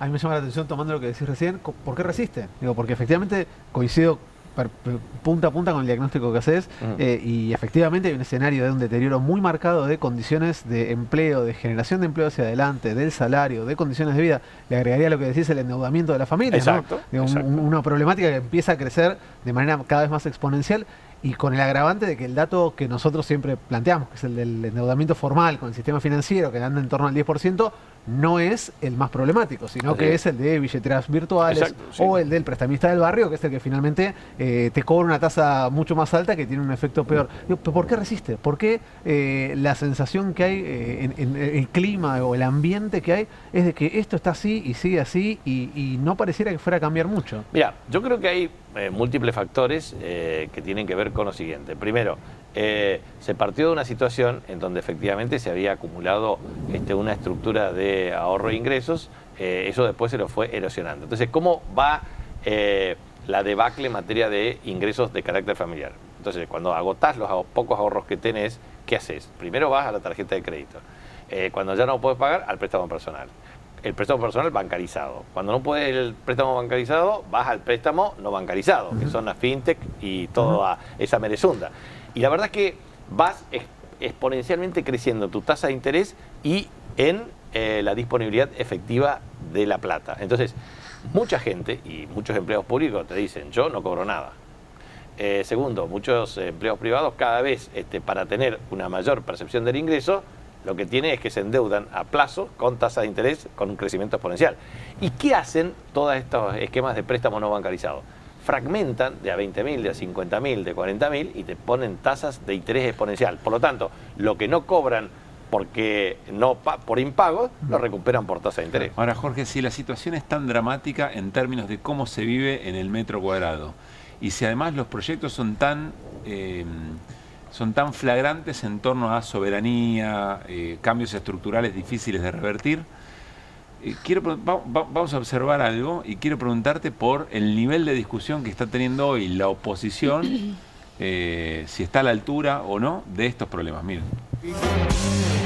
Pero ¿vos lo bancás o no? Si queda Kicillof en candidato, como candidato del consenso, no va a quedar Kicillof, porque no va a quedar un prochino y un antiindustrialista. No va a quedar un muchacho socialdemócrata y alguien que fracasó en economía como Kicillof. No te pregunté eso, te pregunté si queda, si pasa, en ese condicional. No va a pasar, bueno, no va a pasar. Yo creo que antes de que quede él, el peronismo va con otra lista que va a ser peronista y doctrinaria. Por eso, no deseches la posibilidad de dos listas.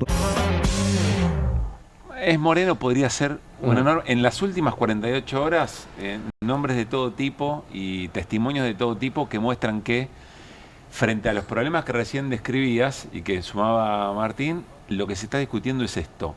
¿Qué mirada tenés? A ver, yo tengo mi visión respecto a que el peronismo siempre ha tenido tensión entre partido de movimiento, partido de gobierno, ejercicio de fuerza centrípeta con expectativa de poder y centrífuga cuando estamos afuera. O sea, nosotros nos matamos cuando estamos fuera de gobierno, tenemos más propensión a la unidad cuando estamos con expectativas de poder o dentro de gobierno. El jefe, presidente del partido, conduce el movimiento y administra el gobierno.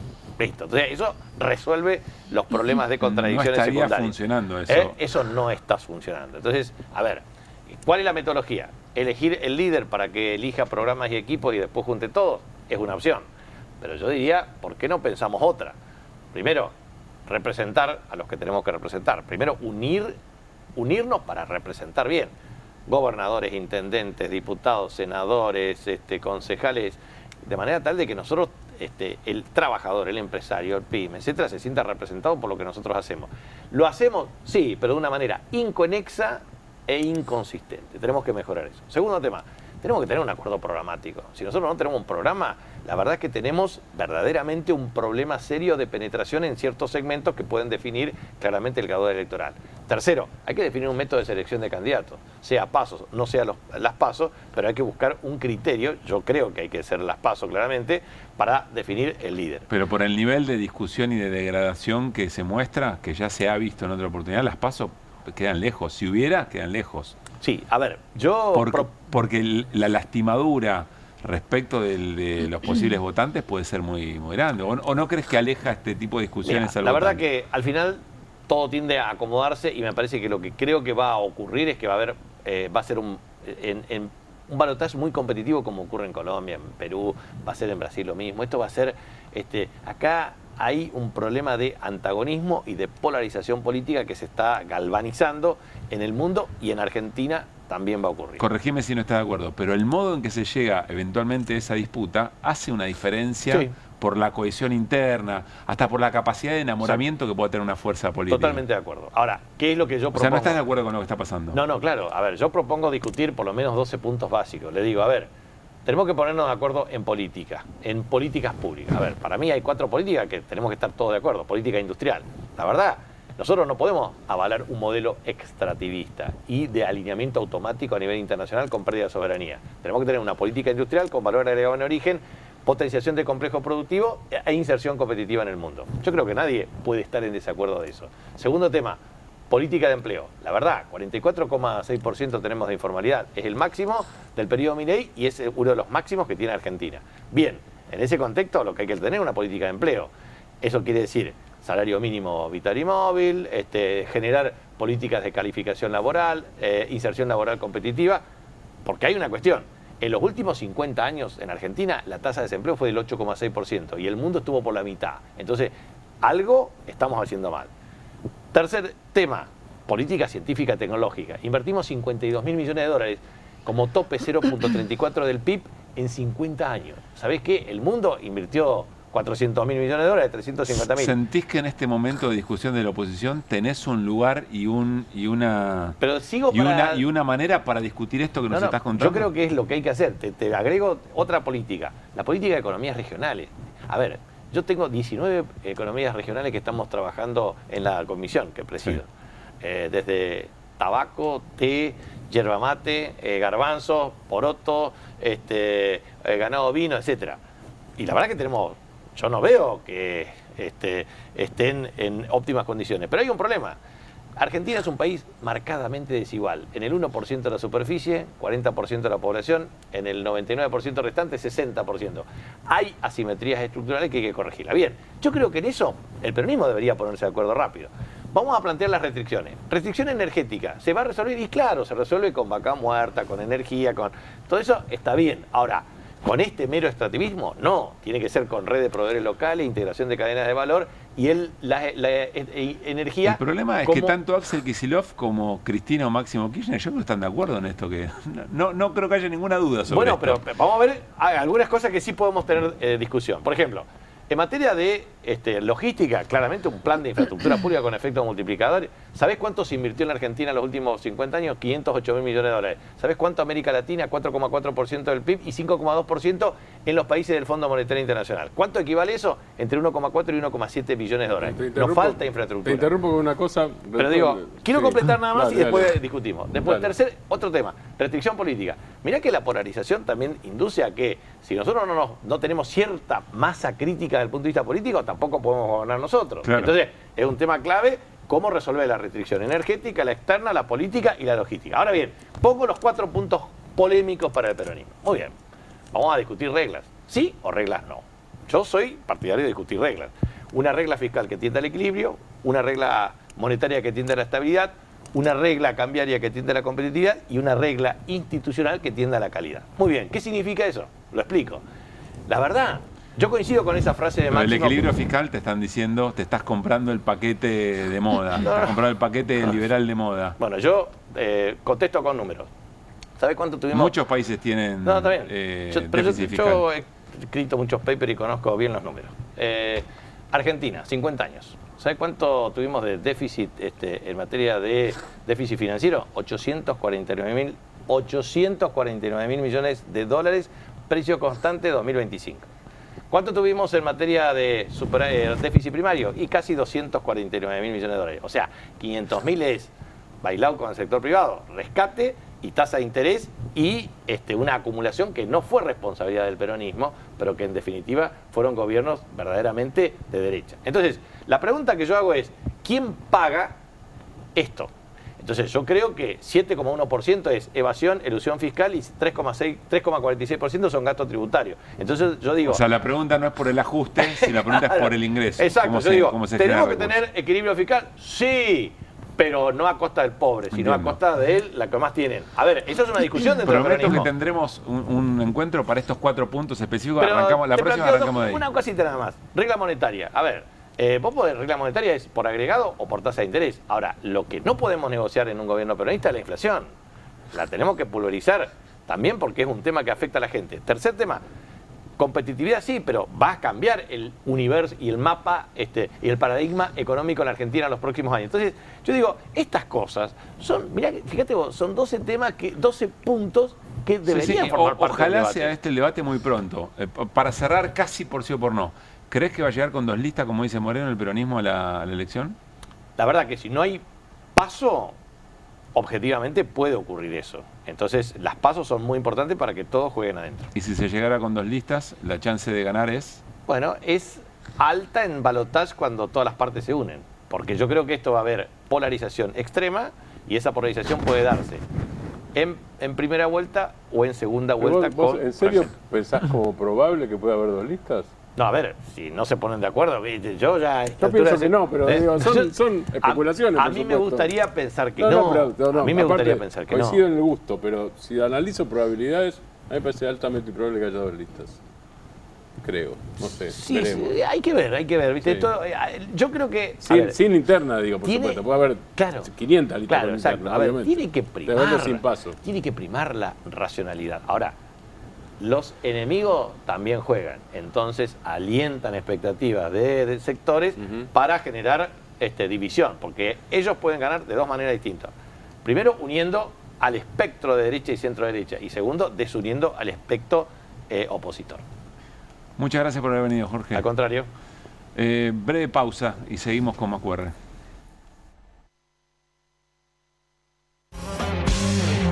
¿Pensás que las subastas no son para vos? Son para todos, porque podés comprar y vender desde donde estés de manera rápida, fácil y confiable. ¿Querés participar de nuestra próxima subasta? En Pilar contamos con Mimuni, nuestra herramienta digital de atención ciudadana para solicitar turnos, realizar trámites y gestionar reclamos de manera ágil y cercana. Descárgate la app o chatea con nosotros por WhatsApp a través de 11 52 38 68 64. Las 24 horas del día. También podés acercarte a cualquiera de nuestros puntos Muni de lunes a viernes de 8 a 18 horas y los sábados de 9 a 15 horas. En Pilar seguimos acercando el Estado a todos y todas las pilarenses. Pilar presente con futuro. Escobar no para de crecer en obras, salud, educación, seguridad, cultura, deporte, en cuidado del ambiente y recursos naturales. Escobar no para de crecer en la promoción del desarrollo local con políticas que fomentan la producción y el empleo, el acceso a la vivienda y a mejores condiciones de vida como las cloacas y el agua corriente. Seguimos consolidando este proyecto de transformación. El futuro en nuestras manos. Escobar Municipio.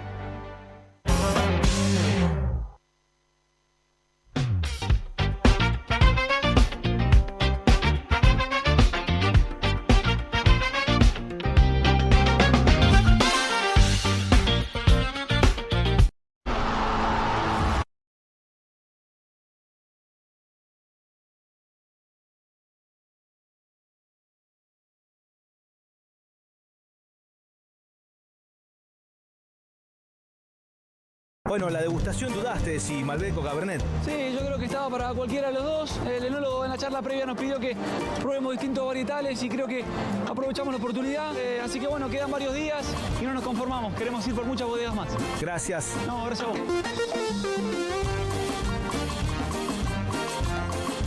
Llega el Mundial y vuelven los rituales para ganar. Altares, hechizos, promesas. Pero siempre se necesita una manito más de arriba. Y si bien tenemos buena ayuda, muchos de los santos tienen otros colores. Por eso este año vamos a pedirle a uno, pero argentino, al Santo Brochero. Un santo argentino y cordobés que ya nos dio un Mundial. Entra en su página y compartí su estampita bendecida. Y si querés agradecer, te invitamos a hacer el camino de Brochero. Y de paso, te haces una escapadita a Córdoba. Agencia Córdoba Turismo. Gobierno de la provincia de Córdoba. Hacer para crecer. Con Telecentro, conectados de Gloria sigamos. Pedí tu Deco 4K con tecnología Android TV más la mejor internet de 700 megas Wi-Fi 6 a solo 31.999 pesos. Telecentro, conectando con vos. Esta semana en Revista Caras, Lionel Messi. Estoy viviendo un mundial especial. Con el corazón en la Argentina junto a su padre, arrancó su última Copa del Mundo como goleador histórico. La fuerza del ídolo en su momento más difícil, el sostén de su círculo íntimo y el aguante de todo un país. Miami, junio de 2025. El cumple del astro junto a sus padres en una foto que sueña repetir mientras espera que Celia y Jorge puedan viajar a Estados Unidos antes de que termine el mundial. Antonella y sus hijos. La mejor hinchada en el cumple de Leo. El baile de Máxima, reina en la tribuna. Y además, Macri y Lola Teuli, amor en la cancha. Todo esto y mucho más en Caras, que ya salió. Siempre hay algo detrás que ayuda a que las cosas sucedan. Y eso es lo que hacemos. Detrás de un buen asesoramiento financiero está la entidad líder del Cono Sur. Puente. Todos los días apostas por tu tierra. Y en Galicia compartimos estos valores. Tenés financiaciones para tu agronegocio. Tenés Galicia. Perfil presenta 2 colecciones de cuchillos Smart Cut de excelente calidad. La colección oro rosado, hoja de acero inoxidable con recubrimiento color oro rosado que mejora la resistencia al desgaste, a las rayaduras, a los golpes y a la corrosión. Y la colección gradiente, hoja de acero inoxidable con recubrimiento antidesgaste con un diseño moderno y colorido que hará lucir tu cocina. Encontralos en todos los kioscos del país. Fascículo más cuchillo a tan solo 17.900 pesos. Manejan fondos millonarios de la Fundación Faro, el think tank libertario. Pero el carinismo los tiene en la mira. En noticias de esta semana, Santiago y Francisco Caputo, recaudadores en las sombras. Llevan gastados 1.200 millones de pesos en propaganda. La escribanía búnker donde funciona la rosca. ¿Por qué un sector del gobierno los investiga? ¿Y quién es quién en su familia de influyentes? Además, la batalla musical por el hit mundialista argentino. Teorías conspirativas tras el accidente fatal de Gaspi y el éxito de las series hipersexuales. Revista Noticias. Entender cambia la vida.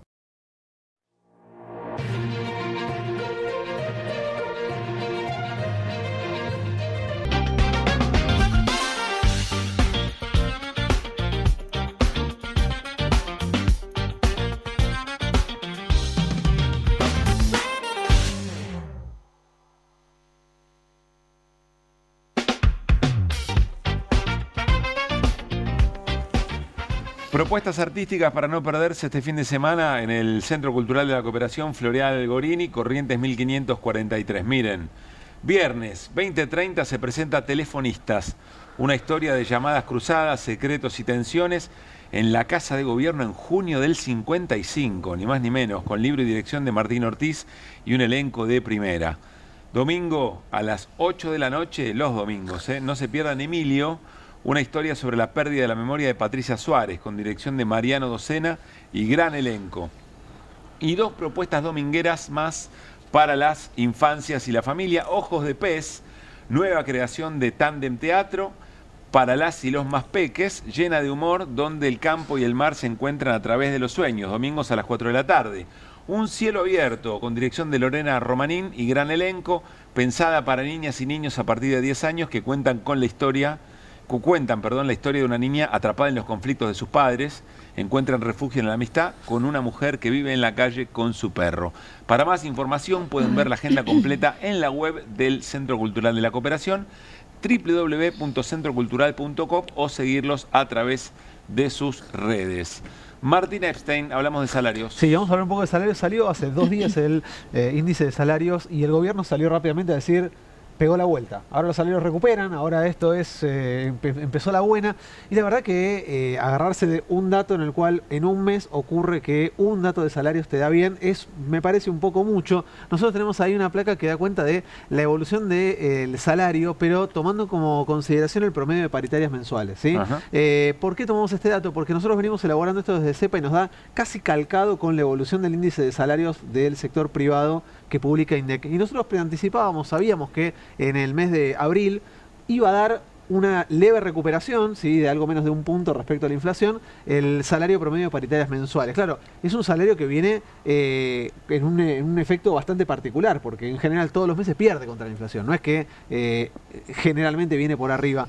Pasó que ese es el dato que celebra el gobierno, el que estamos viendo de abril, donde la línea azul se separa de la columna naranja. Exactamente, vemos ahí el IPC mensual, tengamos en cuenta que el dato que estamos tomando es el de el oficial de índice de precios actual, no el ajustado. Por todo el mundo, pero fingimos demencia y seguimos adelante. Completamente. Ahora, cuando miramos la serie, que incluye en este caso desde enero hasta junio, vemos que en todos los meses, salvo en 2, el salario de paritarias perdió y va a perder contra la inflación porque las paritarias se pactan hacia adelante. No es que claro, ya está estipulado. Hacia adelante. Es demoledor este cuadro. Aún con una inflación que sigue ese sendero descendente, la paritaria va a seguir mostrando una pérdida progresiva de ingresos. Y en la placa que sigue, lo que tenemos es la evolución del salario, pero tomando en cuenta el índice de precios, primero el actual, ¿sí? Arriba tenemos en línea azul, ¿sí?, el salario registrado privado contra el IPC actual.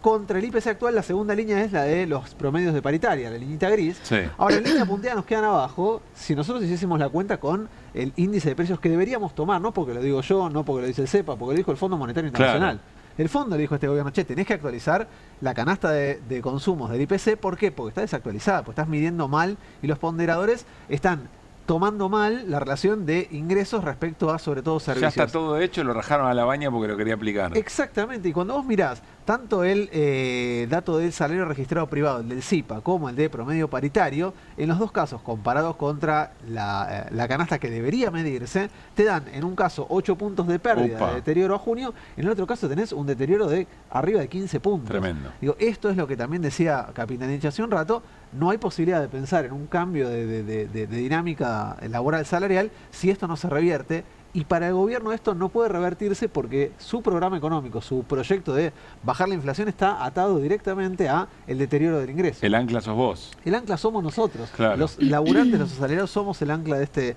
este proyecto político. Por eso es que el dato del salario que celebra el gobierno, insisto, es un dato parcial, específico de un mes en el cual nosotros sabíamos. ¿Por qué? Porque cuando los gremios se reúnen a revisar paritaria, tienen la posibilidad de hacerlo, porque no todos los gremios tienen esa chance, ¿qué es lo que hacen? Miran para atrás, dicen, venimos de una inflación ascendente, por lo menos hasta hace un par de meses venía creciendo, bueno, proyectemos hacia adelante un poquito de recuperación de eso. El 3,5 que vimos en la placa de recién no es otra cosa que ese intento de recuperar un mes. Ahora, hacia adelante, insisto, el deterioro no se modifica. Claro. Y hay un agravante. Aún si llegásemos al punto en el cual el salario recupera el nivel de compra de noviembre del 2023, todos los meses en los cuales el salario fue perdiendo contra la inflación son meses de ingresos perdidos. Son pesos que los trabajadores no cobraron ni van a recuperar. La única forma de que esto se recupere, se revierta, tendría que ser con un salto hacia adelante, un crecimiento mucho más marcado de ingresos que indiscutiblemente no va a pasar, al menos con este gobierno. Clarísimo, clarísimo y doloroso, Martín, gracias. Mira este posteo del presidente de la Nación, Javier Milei. Fuerza Venezuela. Se refiere, por supuesto, lo que pasa es que hay un montón de lecturas agregadas, pero se refiere a, a lo que está atravesando el país hermano por los 2 terremotos que ayer movieron todo, movieron el piso de todo Venezuela, sobre todo Caracas y Guaira, creo que lo más castigado. 2 terremotos separados por pocos segundos. ¿Cómo está la cosa, Martín? ¿Qué se sabe? 235 muertos, y sobre la posición del gobierno argentino te digo que se distingue del resto por una cosa: es el único gobierno que dijo que está a disposición del pueblo venezolano a pesar de las diferencias. Ningún gobierno del mundo de los que ofreció ayuda hizo política con la tragedia. Ninguno marcó diferencias que son obvias, por otra parte. Sí, mira vos. El Salvador, por ejemplo, Nayib Bukele, El Salvador mandó ayuda. Cast, ultraderecha chilena, ya mandó un equipo especializado de bomberos. Lula mandó ayuda humanitaria. Hay una cantidad incierta, te completo lo que preguntabas antes, hay 235 muertos oficializados hasta ahora y una cantidad indeterminada de desaparecidos y buscados por el tema de los edificios desplomados dentro y fuera de Caracas, en La Guaira, como vos decías recién. Y están tratando de reconstruir infraestructura de comunicaciones para poder hacer más rápido el rescate. Las imágenes son dramáticas, ¿no? Lo que hemos visto a lo largo de los días, porque son los edificios que colapsaron, que son varios, pero además hay muchos cuya estructura está dañada, con lo cual la gente tiene que dejar efectivamente sus casas, además de las muertes y las personas todavía desaparecidas y las tareas de rescate, ¿no? Parte del trabajo de las fuerzas de lo que acá sería de la defensa civil es convencer a esas personas de las que vos hablás de que no entren a buscar nada. Claro. Porque cuando hay fisura en cualquier momento se puede terminar de desplomar una estructura. Nos vamos a la pausa y al regresar hasta acá hablamos de Adorni por la encrucijada en la que está el gobierno que le obtura su agenda. Bueno, vamos a hablar de la situación judicial. Hay novedades, las tiene Irina Hauser después de esta breve pausa. ¿Pensás que las subastas no son para vos? Son para todos, porque podés comprar y vender desde donde estés de manera rápida, fácil y confiable. ¿Querés participar de nuestra próxima subasta?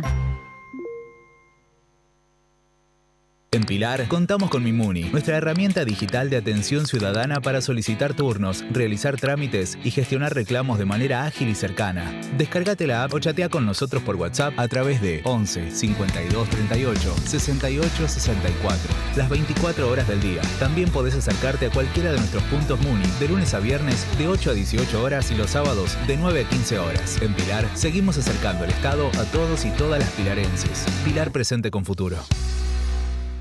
Escobar no para de crecer en obras, salud, educación, seguridad, cultura, deporte, en cuidado del ambiente y recursos naturales. Escobar no para de crecer en la promoción del desarrollo local con políticas que fomentan la producción y el empleo, el acceso a la vivienda y a mejores condiciones de vida como las cloacas y el agua corriente. Seguimos consolidando este proyecto de transformación, el futuro en nuestras manos. Escobar Municipio.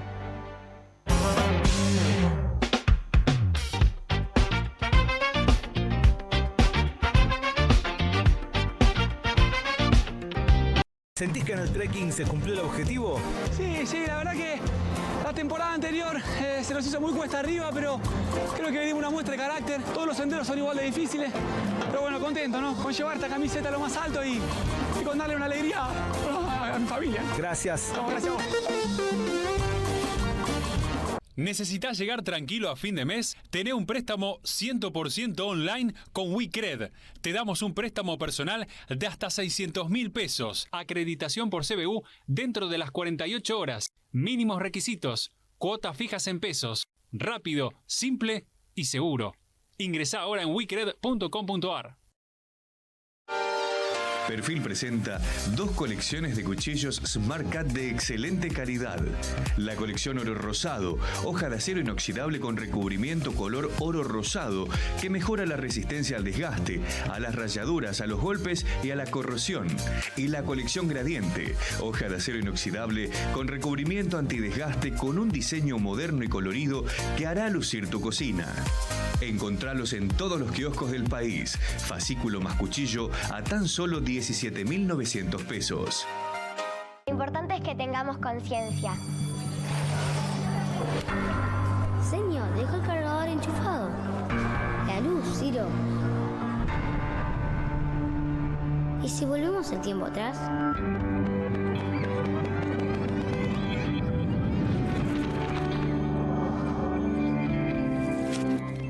Sí. Pequeños cambios hacen una gran diferencia. Cuida la energía. Sumate al consumo eficiente. Sumate al cuidado del planeta. Edenor.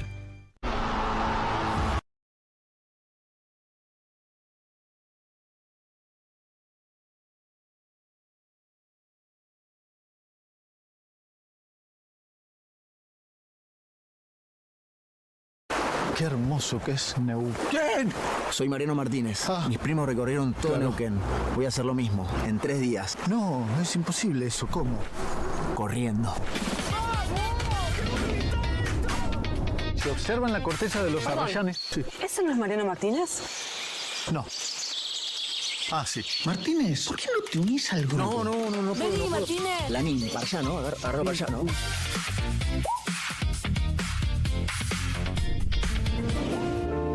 Buenísimo, gracias. Todo buenísimo. Martínez, estás comiendo muy rápido. Voy a los bolillos, me voy a los bolillos. ¿Viste lo que es el Nahuel Huapi? Hermoso, pero me pasé de provincia. No, Martínez, todo esto es Neuquén. Entonces me quedo todo el año. Con Telecentro, conectados de gloria sigamos. Pedí tu Deco 4K con tecnología Android TV más la mejor internet de 700 megas Wi-Fi 6 a solo 31.999 pesos. Telecentro, conectando con vos. Siempre hay algo detrás que ayuda a que las cosas sucedan. Y eso es lo que hacemos. Detrás de un buen asesoramiento financiero está la entidad líder del Cono Sur. Puente. Todos los días apostas por tu tierra. Y en Galicia compartimos estos valores. Tenés financiaciones para tu agronegocio. Tenés Galicia.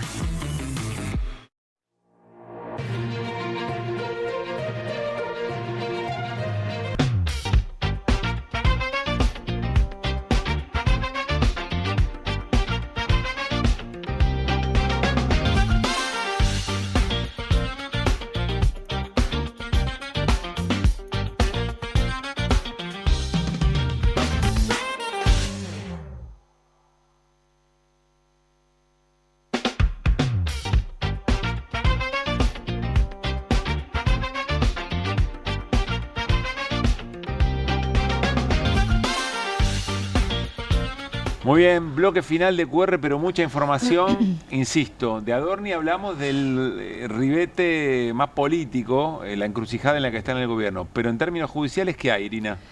Hoy el fiscal Gerardo Policita tomó una medida importante que marca la cuenta regresiva para Adorni. ¿Cuenta regresiva para qué? Nosotros explicamos que cuando se investiga el patrimonio de un funcionario, antes del llamado de indagatoria hay otra cosa, que es que tiene que justificar cómo amasó su fortuna.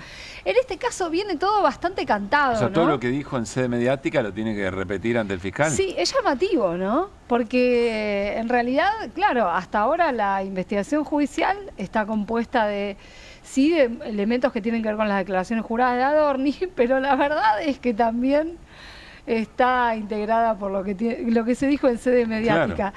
Una vez un fiscal me dijo, yo le pregunté algo sobre una declaración y me dijo, ¿cuál? ¿La de sede periodística o sede judicial? Pero te hablo de esto hace años. Mirá vos. Sí, con lo cual está bueno tu comentario porque es un criterio que a mí me sigue llamando mucho la atención. O sea, que lo tomen como elemento dentro de la causa. En este caso sí, no todos, Sí, sí, entiendo. no todos, pero acá fue determinante la entrevista que dio Adorni en La Nación Más, el día que dijo, ¿por qué? Porque fue el día que dijo, hoy presenté mi declaración jurada antes de entrar acá, y además avisó y anunció que su declaración jurada, porque además ya lo había hecho al hacer su ingreso al régimen simplificado de ganancias, además, bueno, lo que dijo es, yo tenía un ahorro de $500.000, claro. que en realidad lo tenía en negro. Y siempre ahorramos en negro. Siempre ahorramos en negro. Con mi mujer siempre ahorramos en negro. Sí, porque no nos gustaban los gobiernos. Como todos los argentinos. Como todos los argentinos. Sí.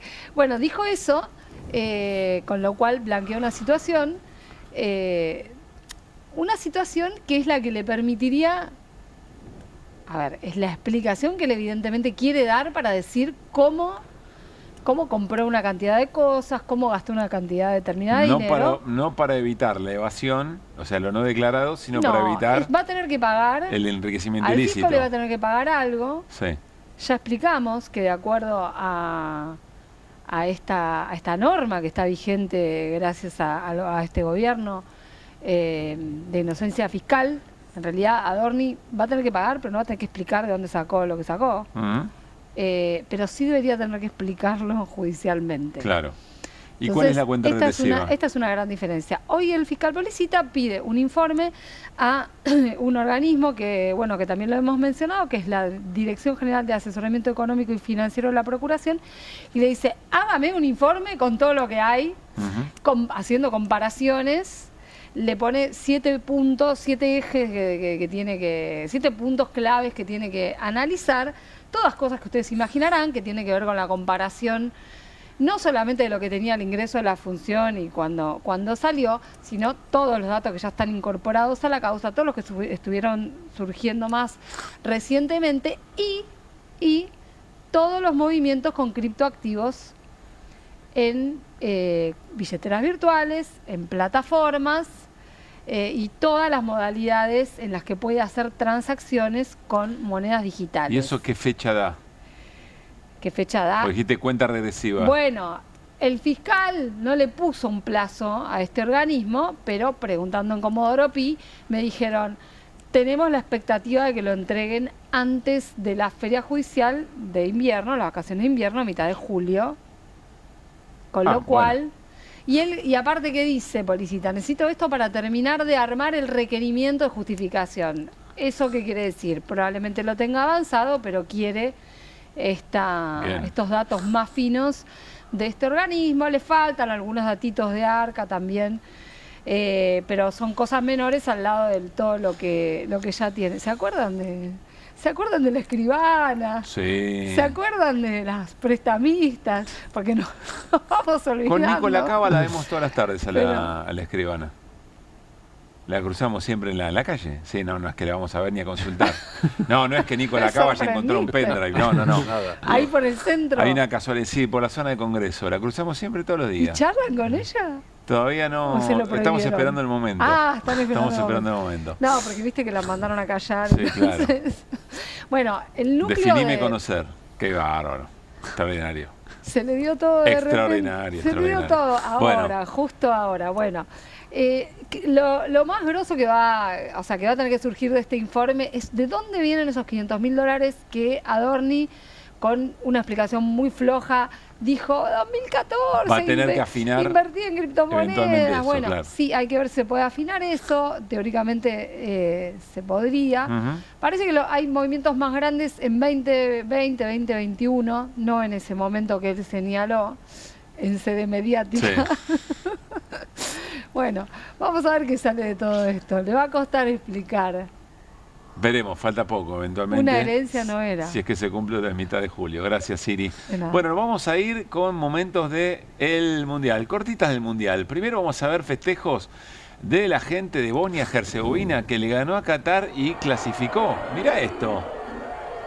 Así está la cosa anoche en Bosnia-Herzegovina. Qué bárbaro lo que genera este Mundial a nivel planetario, ¿no? Es impresionante. Así, bueno, ¿cuánto le importará ahí? Mirá, es tremendo. Celebraciones.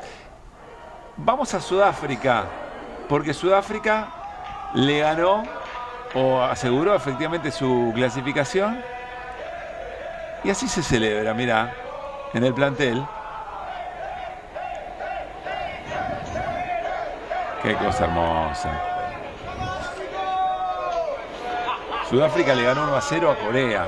Nunca había pasado a fase de grupos. Nunca había pasado a fase de grupo y ahí está la celebración de la clasificación. También extraordinario. Y les doy un dato más. Hoy, batacazo, Ecuador, con Becasese, director técnico argentino, le ganó a Alemania. Fue 2-1, ¿no? 2-1. Si no me equivoco. Uno trabaja siempre cuando aparecen los partidos importantes. Y miren lo que resolvió el presidente Daniel Noboa. Decreta feriado en todo el país. Tras esta histórica victoria de la selección ecuatoriana de fútbol ante Alemania, el presidente de la República decretó viernes 26 de junio feriado nacional en todo el territorio. Se aplicará para los sectores público y privado. Carácter no recuperable, con el propósito de que los ecuatorianos puedan celebrar un momento que llena de orgullo y unidad a todo el país. ¿Qué decís? Le faltó una cerveza gratis para la... ¿no? Claro, ya que estamos... Exactamente. Y esta ronda la pagamos nosotros. Claro. Bueno, una maravilla, ¿o no? No llegó la reforma laboral, imagínate acá. No me imagino, ¿no?